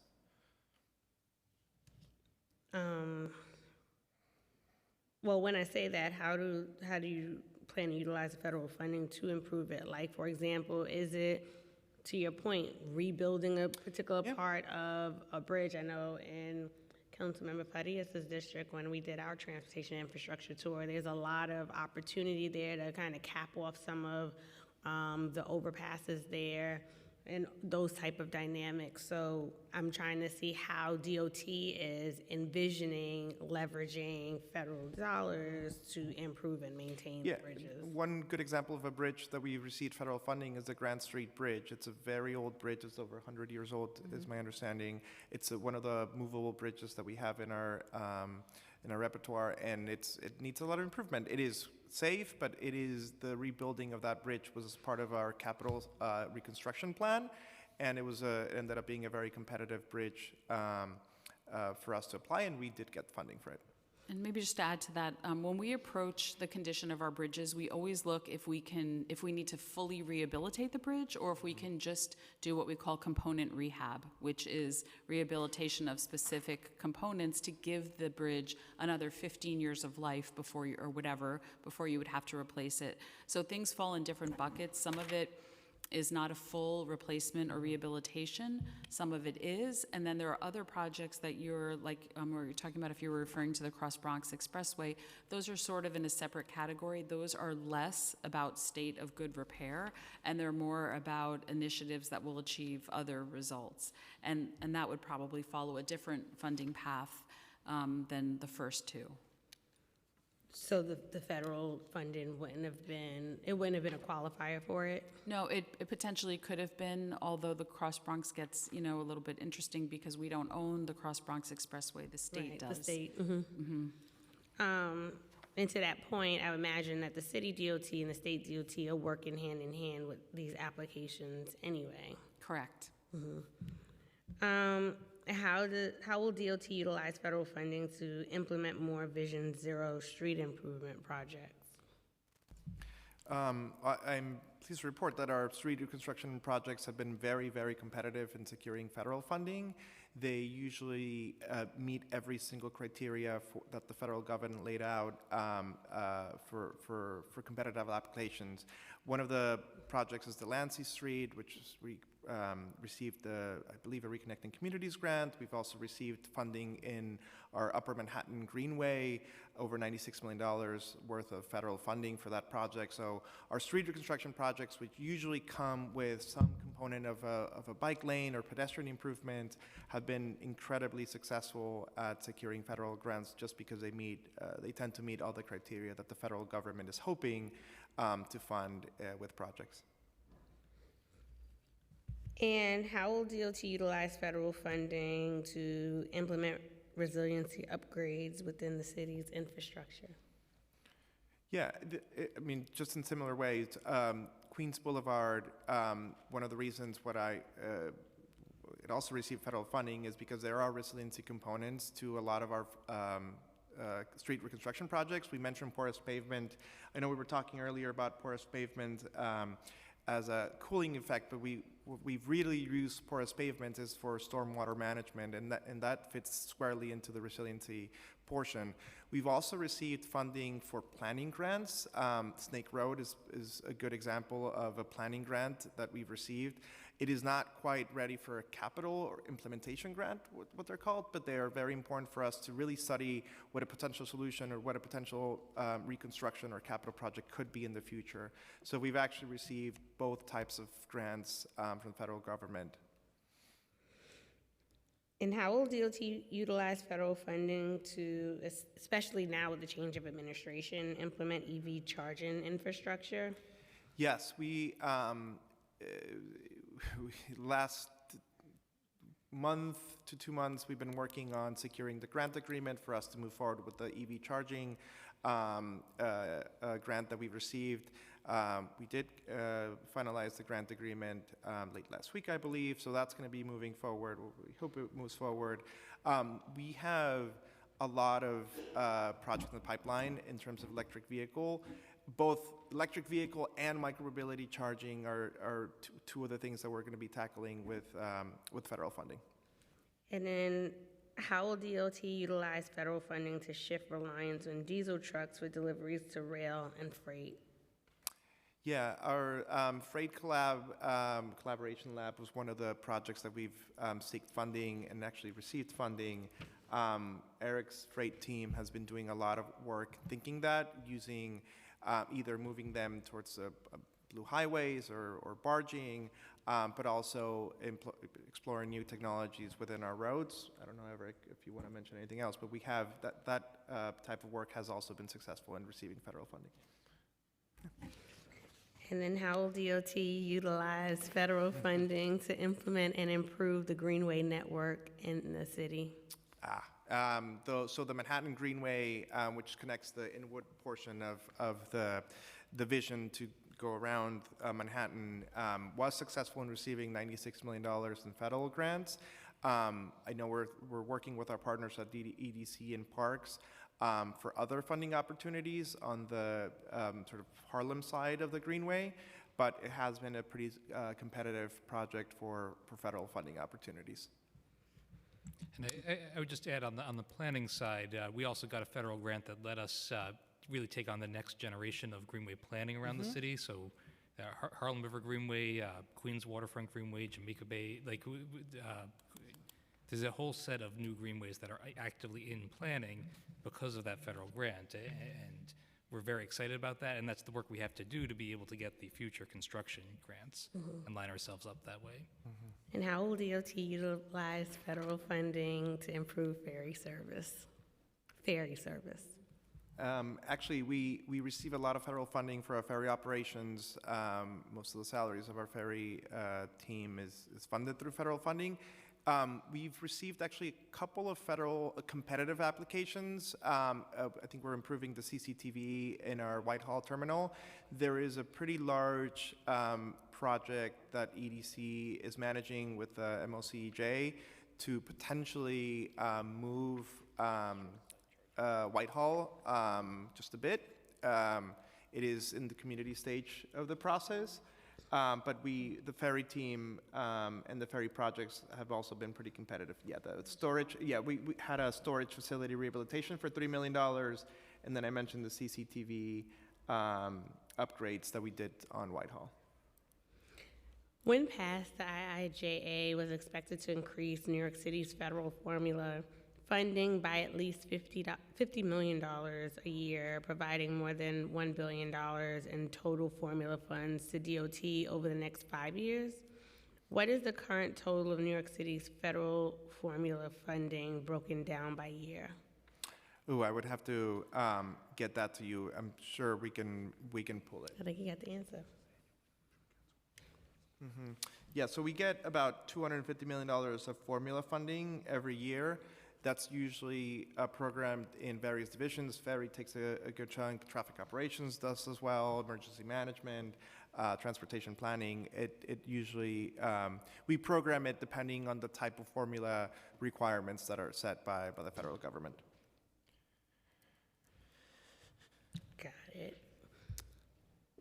And how is this funding expected to change in the out years? It will not change. We are very hopeful everything will continue to be exactly the same. Okay. Going back to my bills, starting with Intro 145, does DOT currently believe that a color temperature of 3,000 Kelvin is appropriate for our city's street lights? Yes, Chair, we do. So about 10 years ago, there was a different standard. We follow standards by the Society of Illuminating Engineers. These are sort of federal guidelines that we use for our lighting. And about 10 years ago, roughly, there was a standard of 4,000 Kelvin, which we started implementing. And then around that time, the standard was reduced to 3,000 Kelvin, which of course is like a more yellowish light, less of a glaring type of light. So in all, we have 400,000 streetlights out there in the city, and about 140,000 still do have the 4,000 Kelvin in them. But what we plan to do, they're really reaching the end of their useful life. So rather than try to find tens of millions of dollars, it would be $65 million in particular to go out and replace them. As they burn out, we will replace them with the 3,000 Kelvin. What are the advantages of color temperature of 3,000 Kelvin? Right, so people seem to find the 3,000 Kelvin more pleasing and less glaring. However, there are different standards. So like if you have a Parks ball field, the Kelvin will be much higher. It can be as high as I think like 5 or 6,000 Kelvin, and that is like much brighter light, almost like direct sunlight, so that people can see better in certain environments. But we do agree that the standard, the look of it is appropriate for basically everything that we are lighting in the city. Is DOT currently evaluating or considering implementing streetlights with a different color temperature at all? At the present time, we are not. Going back to intro 1105, you testified, Commissioner, that you were concerned that local communities could misinterpret the progress of these projects, but I think our communities are definitely more savvy than that. If a project is listed as awaiting community feedback, why would local community members feel like they are not being heard? Even having a project on a list leads a community to feel like our mind has been made up and it's something that we plan to implement, when in actuality that isn't the case. There are so many projects we go and we start a conversation about, and we start to just say, how does this community feel about the conditions on so and such an avenue or a street, and get feedback. That's really important to us, to try to build the trust of the community and for our planners to really start hearing what the community feels about that street. So if there's a list that comes out every year that says all the many things that we're thinking about looking at, we enter those communities already having developed like a lot of ill will, because they're going to feel that we've already made up our minds. So we're really reluctant to do that. I would argue that even when you don't publish it, people feel like DOT has made up their minds. But you testified that monthly updates would have limited utility due to projects being completed in the last quarter. But that's precisely why we need monthly updates. We want to track the progress of projects even before they are complete. Is this data that DOT has? So we have information on which projects we are engaging with the community about. And then that's pretty much at that point very public information where those projects are. And sometimes, years before anything ever happens, we start engaging to have the dialogue. And then we're very clear with communities. If we've had a number of meetings, usually about a project and a design, we're very clear about if it is moving into the construction phase. And we formally notify them of that as well. So those are the kinds of things that we have at a given time. So DOT is tracking and has the information, you're saying? Yes, we are working on different projects with communities, and we certainly have that information. If I could say, we track the broad status, right? This one's in community engagement, this one is actively being implemented. It isn't something that converts easily into a percentage. We're 23% of the way through community outreach, because the amount that is needed is a little bit unknowable. It depends how it goes. So I wouldn't want to say that we have information on the percentage complete for every project that could be provided. And frankly, we're not sure how we would convert some of these things into percentages appropriate for a monthly update. Commissioner, you testified that the streets plan was negotiated to include an annual February update. It was also negotiated to include many mandates which have not been fulfilled. If DOT cannot meet those mandates, then we need DOT to be more transparent about its project pipeline so that we can better understand the bottlenecks preventing these projects from being completed. And as I mentioned earlier in the hearing, that's where this committee's concern lies, is that one part of it is that DOT is not meeting the mandates, but more so that DOT is not communicating with us or being transparent as to why they're not meeting the mandates, where the bottlenecks are. So we have no real line of sight. We just know that we have to wait till February to be told we're not meeting our mandates. And so in order to make sure that the streets plan is successful, we think having greater transparency and greater frequency would be most helpful and useful to making sure that we're meeting these goals. And I haven't heard in any of the responses today how the Department of Transportation is working to not only meet the goals for this past year, but how they plan on catching up for being behind for several years now. And, I just want to, on the record, emphasize that the streets plan is a top priority of this committee.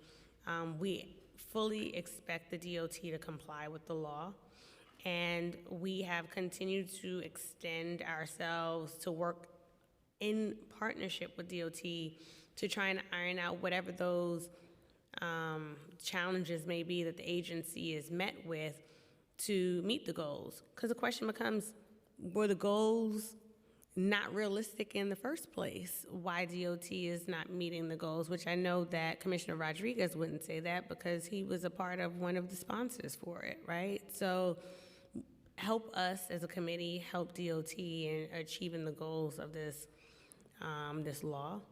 And so I'm looking forward to having further conversation on my bill that I am looking forward to moving forward so that we can see a better outcome from the goals established in that law. And so with that being said, I do not have any more questions. I thank you for your patience and your participation today. Thank you, Chair. We Thank appreciate you. it.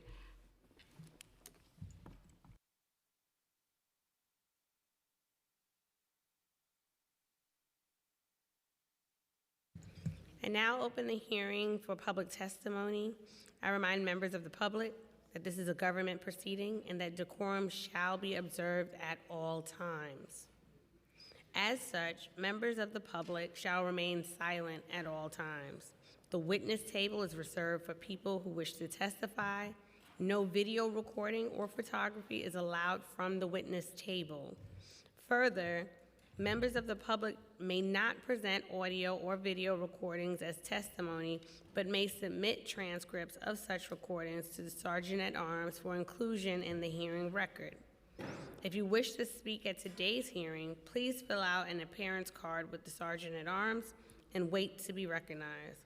When recognized, you will have 2 minutes. You will have 2 minutes. You will have 2 minutes to speak on today's hearing topics. Oversight, DOT capital planning and the future of street repairs.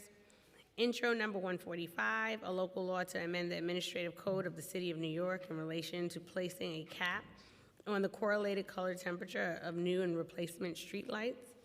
Intro number 552, a local law to amend the administrative code of the City of New York in relation to the street resurfacing timeline. Intro number 928, a local law in relation to requiring the Department of Transportation to conduct a pilot project on the use of cool pavement. Intro number 1105, a local law to amend the administrative code of the City of New York in relation to tracking progress made towards the requirements of the streets master plan. Intro number 1114, a local law to amend the administrative code of the City of New York in relation to requiring the Commissioner of Transportation to create an online capital project tracker. Intro number 1160, a local law to amend the administrative code of the City of New York in relation to repainting of pavement marking lines. If you have a written statement or additional written testimony you wish to submit for the record, please provide a copy of that testimony to the Sergeant-at-Arms. You may also email written testimony to testimony@council.nyc.gov within 72 hours of this hearing. Audio and video recordings will not be accepted. We will now call the first panel. Jean Ryan, Michael Capasso, Michael Acevedo, Michael Ring, and Christopher Johnson.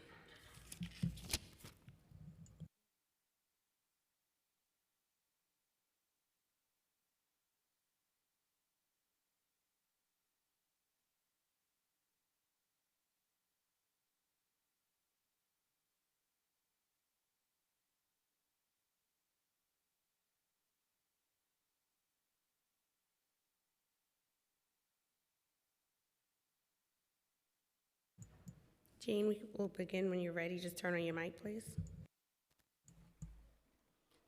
Hi, I'm Jean Ryan, President of Disabled in Action of Metropolitan New York, and I am a wheelchair user. We have members with all kinds of disabilities I am submitting a longer version of this testimony online. We are in favor of the bills being presented today. Pedestrian ramps and sidewalk safety. The pace is too slow to make new pedestrian ramps and to fix the remaining ones that are broken and or too steep. They're all over, the broken ones. Despite my complaints, the crossing between 2 Broadway, which is MTA headquarters, and Bowling Green has a boulder in the crosswalk, and the whole crossing needs to be redesigned because people in wheelchairs and blind people are unsafe. We're falling off the curbs there. We don't know where to go. The sidewalks on both sides of Shore Road and Bay Ridge, Brooklyn, are mostly impassable with raised pavers in poor repair and no access to and from the sidewalks. Trees are lifting up the sidewalks all over this city with no action. DOT and parks need to get together on this, or I suggest DOT use an arborist and fix the sidewalks themselves. They become like steps, and then wheelchair users can't get down the sidewalk, and it's a tripping hazard for everybody else. Inaccessible bus stops. It's unbelievable, but there are quite a few inaccessible bus stops, and they continue year after year. Why? Some are on Shore Road in Bay Ridge and also on 86th Street in Bensonhurst. Brooklyn under the L. Staten Island has some too.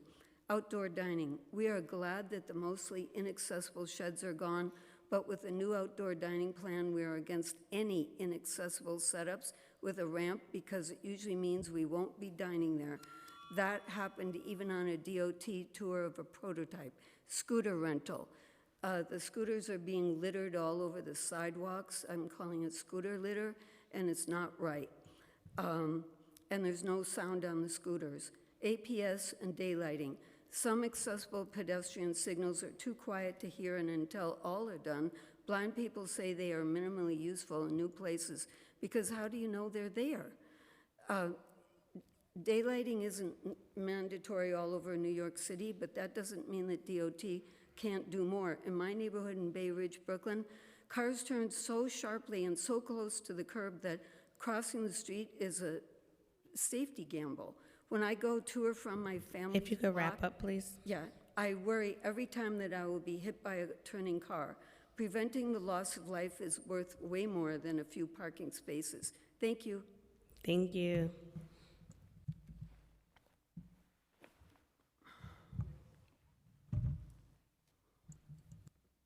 Good morning. Thank you for having me, Council Chair Brooks Powers.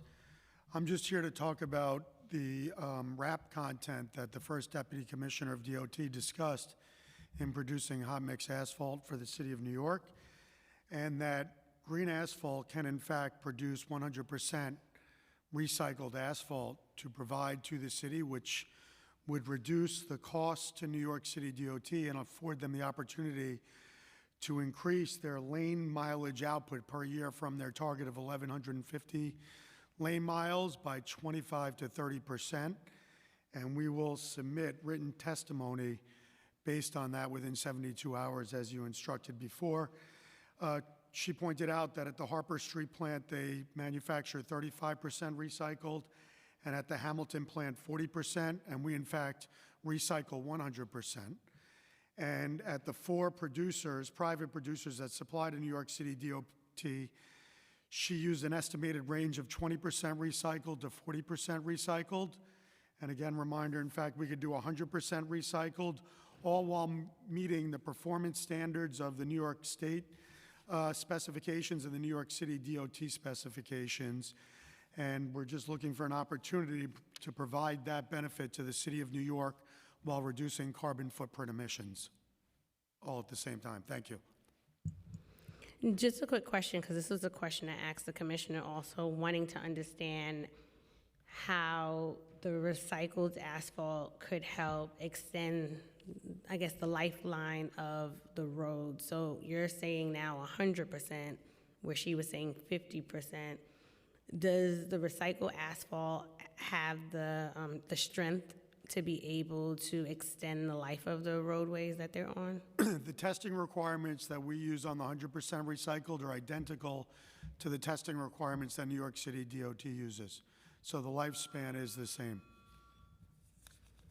Thank you. Mike? I realize there's three of you up there, three mics. Welcome to my world, as all Michaels. My name is Michael Ring. I'm Vice President of Disabled in Action. For anyone who needs a verbal description of my appearance, I'm a 61-year-old white guy that needs a shave more than usual, and I'm wearing a blue hoodie. I'd really like to reiterate what Jean said about the scooters. When we met with the scooter operators way back before COVID, they were talking about little parking spots that they'd have for them that they even mentioned like the thing next to the ice machine at the bodega. They were going to pay the bodega owners money so they can use a little bit of sidewalk and require people who rent the scooters to return it to a good spot that people won't trip over them. When I don't live in a neighborhood where there's scooters, but when I go to those parts of Queens or the Bronx, it is litter. It's hard to walk down the street. Also, while I'm here, I hate to switch into the complaining mode from being an advocate, but I live on the corner of 8th and Union in Park Slope, and it has become the Wild West. 8th Avenue is a one-way street. Cars are continually making a right turn from the left lane because there's gridlock. People are going through the lights all the time. I walk out of my way to avoid crossing that intersection, and the big culprit of it is a car rental agency on Union Street that fills the sidewalk with their inventory, and they use the travel lane on Union Street to store all their vehicles because they don't have enough staff to get them into the car rental place. This morning, I made a 311 complaint. There were 7 cars with no one in them in the right lane of Union Street and a car parked on the sidewalk. So anyone on the sidewalk had to walk on the ice or in the street to get past it. On that point, did you do a 311 for it? Today and 50 times in the past year. So I would just suggest, and this is how I handle my office, I always have my constituents reach out with their 311 so that I can then follow up with DOT. If this is something that's persistent, that is more of a global issue, then before you leave, you can talk to a member of the committee staff so we can look into it a bit further. But going back to you and Jean's point in terms of the scooters and how they're kind of littered, like Yeah. This is something that I hear in Southeast Queens pretty often. And either you or Jean can answer this question. In terms of the corrals, DOT has been pushing the corrals, thinking that that would be a fix to seeing them kind of scattered all over the place. From the disability community's perspective, would that be effective? Would that address those concerns? Are there any concerns that you have? If the scooter rider were required to use it. I mean, I have kids. They use the scooters. They're great. But there's no reason for them not to just stop and lean them on a wall outside the subway entrance, and it's going to fall over. We had asked for... The mic, please. We had asked for geofencing, they call it. We met with DOT for 1 year. I believe geofencing. And the manufacturers of the scooters, DOT and the scooter manufacturers were on our monthly meetings. And I feel like we all feel like we didn't accomplish anything. We kept pushing for safety, and they kept saying, well, we come around with people and we pick them up. Well, that doesn't do any good if you're there and you're trying to get on the curb cut and the scooter is there. Nobody's going to help you at the moment. And they said, oh, the technology isn't good enough. But they can set the technology so you can't take a scooter now and throw it in the Bronx River because people were doing that.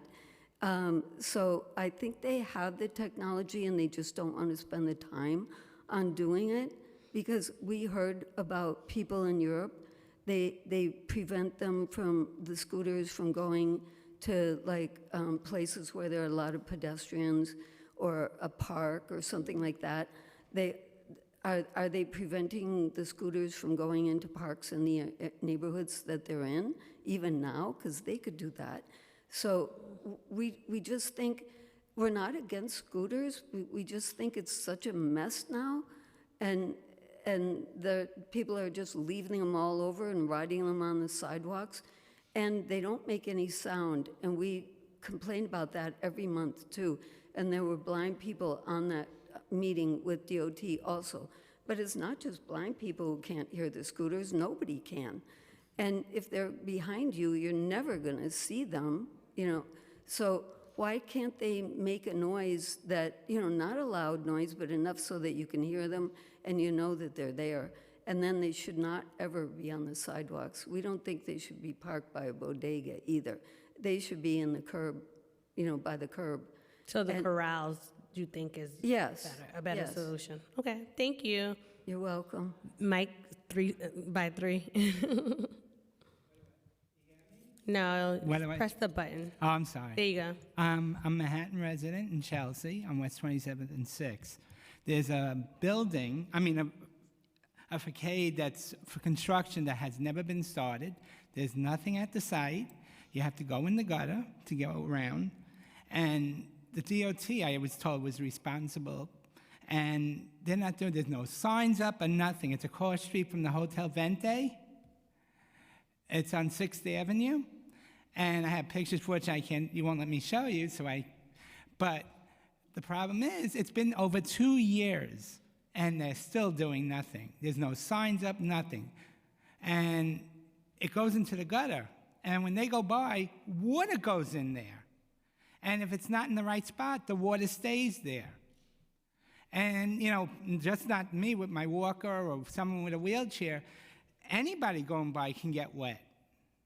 So that's the issue, and, you know, the bikes and everything. But she's right.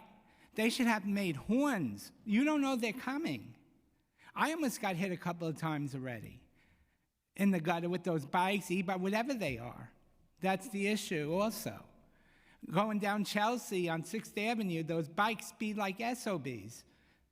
So she's right. Something has to be done where they have to have a horn or something that, you know, you accidentally step off and boom, you know. So the bike thing they should have to do something with too. A horn or something. Because they scream at you and curse at you. So that's the issue also, the bikes. Thank you. You're welcome. Chris? Yeah, good morning, good afternoon. My name is Christopher Leon Johnson. I'm here to show opposition to Intro 1105, introduced by Councilmember Julie Wan. Everybody know that Julie Wan was the one that got sent by Transall to introduce the bill. The only reason they made you the prime sponsor is because a lot of people are scared of you and they don't want to cross you, so they made you prime sponsor bill like they do with Farrah Lewis and Councilmember Williams to introduce bills to make sure people don't really oppose them because of retaliation. But I want to make this clear about the intros, about Intro 1105, is that this is nothing but a sham bill just about data instead about real action. The reason Eric Adams does not want to really implement the street masters plan is because of his donors that don't really want these bike lanes and bus lanes, especially on Flatbush Avenue. And he don't want no deliveries. They don't want deliveries to hubs right outside City Hall, and especially on Upper West Side, where the powerful Upper West Side constituents went against the deliveries to hub. That's really introduced by Worker Justice Project. Let's make this clear that Eric needs to be endorsed by Streets PAC. I'm calling on Eric McClure and John Orcutt to endorse Eric Adams for the Streets PAC endorsement. If you don't endorse him for Streets PAC for re-election for mayor for 2025, you're not going to get your street masters plan. You guys are backing up Brad Lander for re-election for mayor. You have to endorse Eric Adams, number one. I'm not here to really endorse a kid. This is my time to speak, okay? This is my time to speak, okay? Please keep order. Yeah, okay. But I'm not here to endorse a candidate, but this is my advice to John Orcutt and Eric McClure of Streets PAC. Endorse Eric Adams for mayor. Make him number one. Bring it get back your street to matches. No. You'll get your street matches plan. You'll get street matches plan. I understand you guys want this stuff. I'm not totally against street matches plan, but the only way you're gonna get your street matches plan, endorse Eric Adams, rank him number one. Thank you so much, and enjoy your day. Thank you. Now we'll go online to Glenn Belofsky, followed by Philip Miakowski. And I apologize, Philip, if I messed up your last name. You may begin.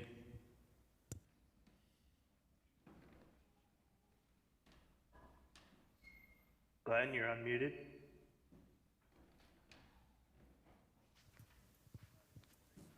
Doesn't look like he's on. Okay, we'll go to Philip Miatowski and followed by Miriam Philip? Fisher. Yeah, you may begin. You're unmuted.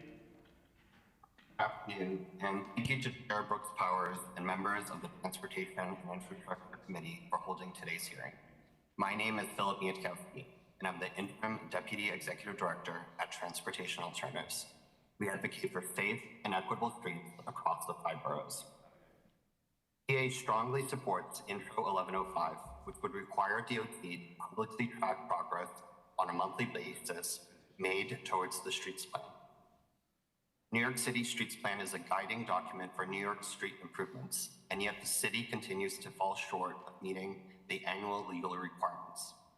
With transparent and clear information on the streets plan progress, everyone can see the status of urgent, life-saving improvement projects and hold the DOT accountable to legal requirements.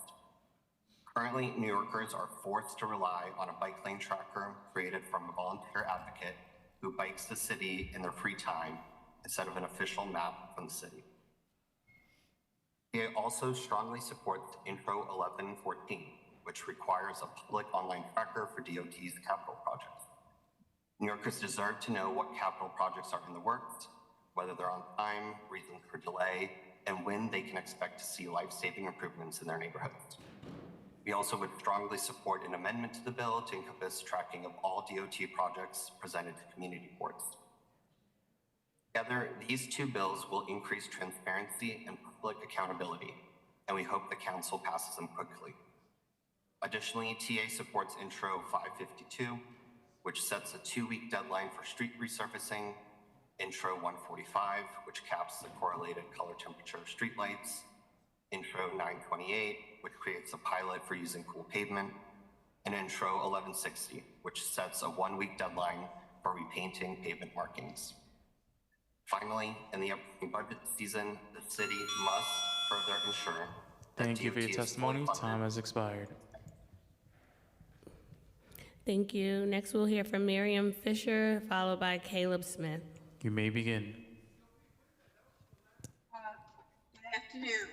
In our commitment to improve bus service, we often forget to include improvements in bus stops where people wait. This has already been mentioned this afternoon. In some boroughs, subways don't extend to the outer region. People are dependent on buses to work, medical appointments, personal recreation, social connections. We have 15,000 bus stops in New York City, but only 20% have shelters and only 17% have benches. The worst statistics are in the poorer neighborhoods, especially parts of Queens and the Bronx. For people with disabilities, for seniors, this presents another difficulty in transportation. Edmund Asiadu, ADA coordinator for the DOT, informed me that the DOT is installing benches at bus stops in all 5 boroughs. Great. But that doesn't directly address shelters, which we all need from bad weather, heat, snow, heavy rain. It's hard for anyone to wait in the snow for 20 minutes for the next bus. And with climate change, more extreme weather is expected. I presented the need for improved bus stops in December at Manhattan Community Board for Transportation Committee, which is my district. Got a vote of 100% support. CB4 sent a letter January 13th to Ed Pinkar of DOT, Demetrius Critchlow of the MTA, and Edmund Asiadu of DOT. CB4 concentrated on specific stops on West 23rd Street. It's all detailed in the letter, including seats with back support for those with spinal disabilities like myself. In CB4, there is a growing population of seniors, many with disabilities, including at Sellis Manor, which has hundreds of residents with blindness. Thank you for your and visual testimony. Your impairment. time has expired. Okay, thank you for listening. Thank you. You could submit an extended testimony via email if you have anything further to add. Caleb Smith. You may begin. Good afternoon. Committee Chair Sylvina Brooks Powers and Committee on Transportation and Infrastructure. Thank you for the opportunity to testify in support of Introduction 928. My name is Caleb Smith, Resiliency Coordinator at We Act for Environmental Justice. We Act for Environmental Justice, a community-based organization headquartered in Harlem, has been fighting environmental racism at the city, state, and federal level for more than 30 years. We Act's theory of change empowers environmental justice communities to build healthy neighborhoods by ensuring that people of color and low income participate meaningfully in the creation of sound and fair environmental policy. As global temperatures continue to shatter records, New York City must take every opportunity to defend against extreme heat impacts. New Yorkers are especially vulnerable, with 83%, that's 7.2 million people of the population exposed to the urban heat island effect. Generations of policy decisions have caused communities of color to live in the hottest parts of the city. Black New Yorkers are twice as likely to die from heat-related illness compared to white residents, and the EJNYC report found that environmental justice areas have access to 19% less accessible green space than other neighborhoods. Cool pavement is a critical form of green infrastructure that can provide direct relief to neighborhoods with limited practical canopy. Cool pavements promote lower surface temperatures, improve thermal comfort, energy savings, decrease emissions, ameliorate smog production, and mitigate damage to local watersheds. Introduction 928 lays the foundation for us to convert streets that currently exacerbate the urban heat island effect into climate mitigation assets. This is a necessary and cost-effective multi-hazard mitigation tool we must not overlook. Findings from this pilot will be instructive to improving heat health equity across New York City. We support the passage of this bill with equity in mind. Thank you.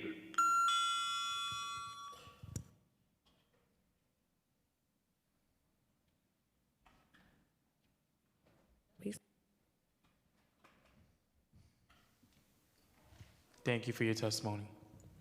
If we have inadvertently missed anyone that has registered to testify today and has yet to have been called on, please use Zoom hand notification if you are testifying remotely, and you will be called on in that order.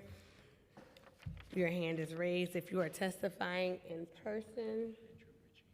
Okay, we have Andrew Ridgey, followed by Glenn Velosky. You may begin. Andrew, you're unmuted. There. Thank you so much.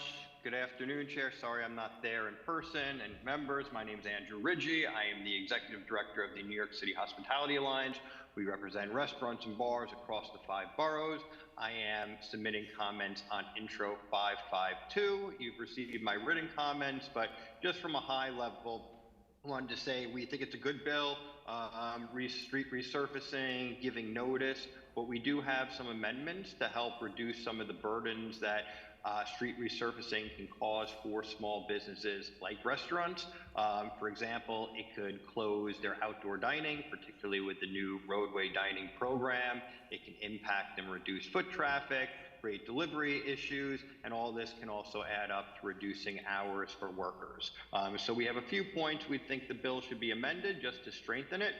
One, instead of the 2-week notice for resurfacing, we think providing 1 month notice would be better. It gives businesses more time to adjust their operations. There should be a requirement that the agencies coordinate between the resurfacing and the city's roadway cafe program to help prioritize minimizing any disruptions. For example, you have a seasonal roadway cafe program. Restaurants can set up their street structures in April. It would be a real shame if they go through the time, the large expense, setting up their roadway cafe in April to only be told a month later that they're going to resurface the street and they have to remove it and store it again. So we think that they should prioritize doing them in the off season when possible to make these disruptions, or if they're going to resurface mid-April or in May, at least tell the restaurant that say in March, so they don't set everything up in April just to have to take it down a month or a few weeks later and go through the headaches and all of that expense. Thank you for your and then testimony. The final part Time has is the expired. restaurants are paying for the sidewalk cafe or the roadway cafe consent fees. When there's road resurfacing going on, they should get a prorated refund for those fees when it's not operational. Thank you. Thank you. Next, we'll hear from Glenn Belaski. You may begin. Thank you. Can you hear me there? Yep, we can hear you. All right. Good afternoon, Madam Chair and Majority Whip Sylvina Brooks Powers. How are you today? I want to thank you and the committee behind you, the Transportation Committee and the legislative staff and all the people who go into making this is the first hearing of the new year. So I want to compliment you for bringing this to everyone's attention and these terrific bills that will help improve the quality of life for all of us. So thank you. And that is my testimony today. Thank you, Glenn. I'm sorry. You all were free to leave. I apologize.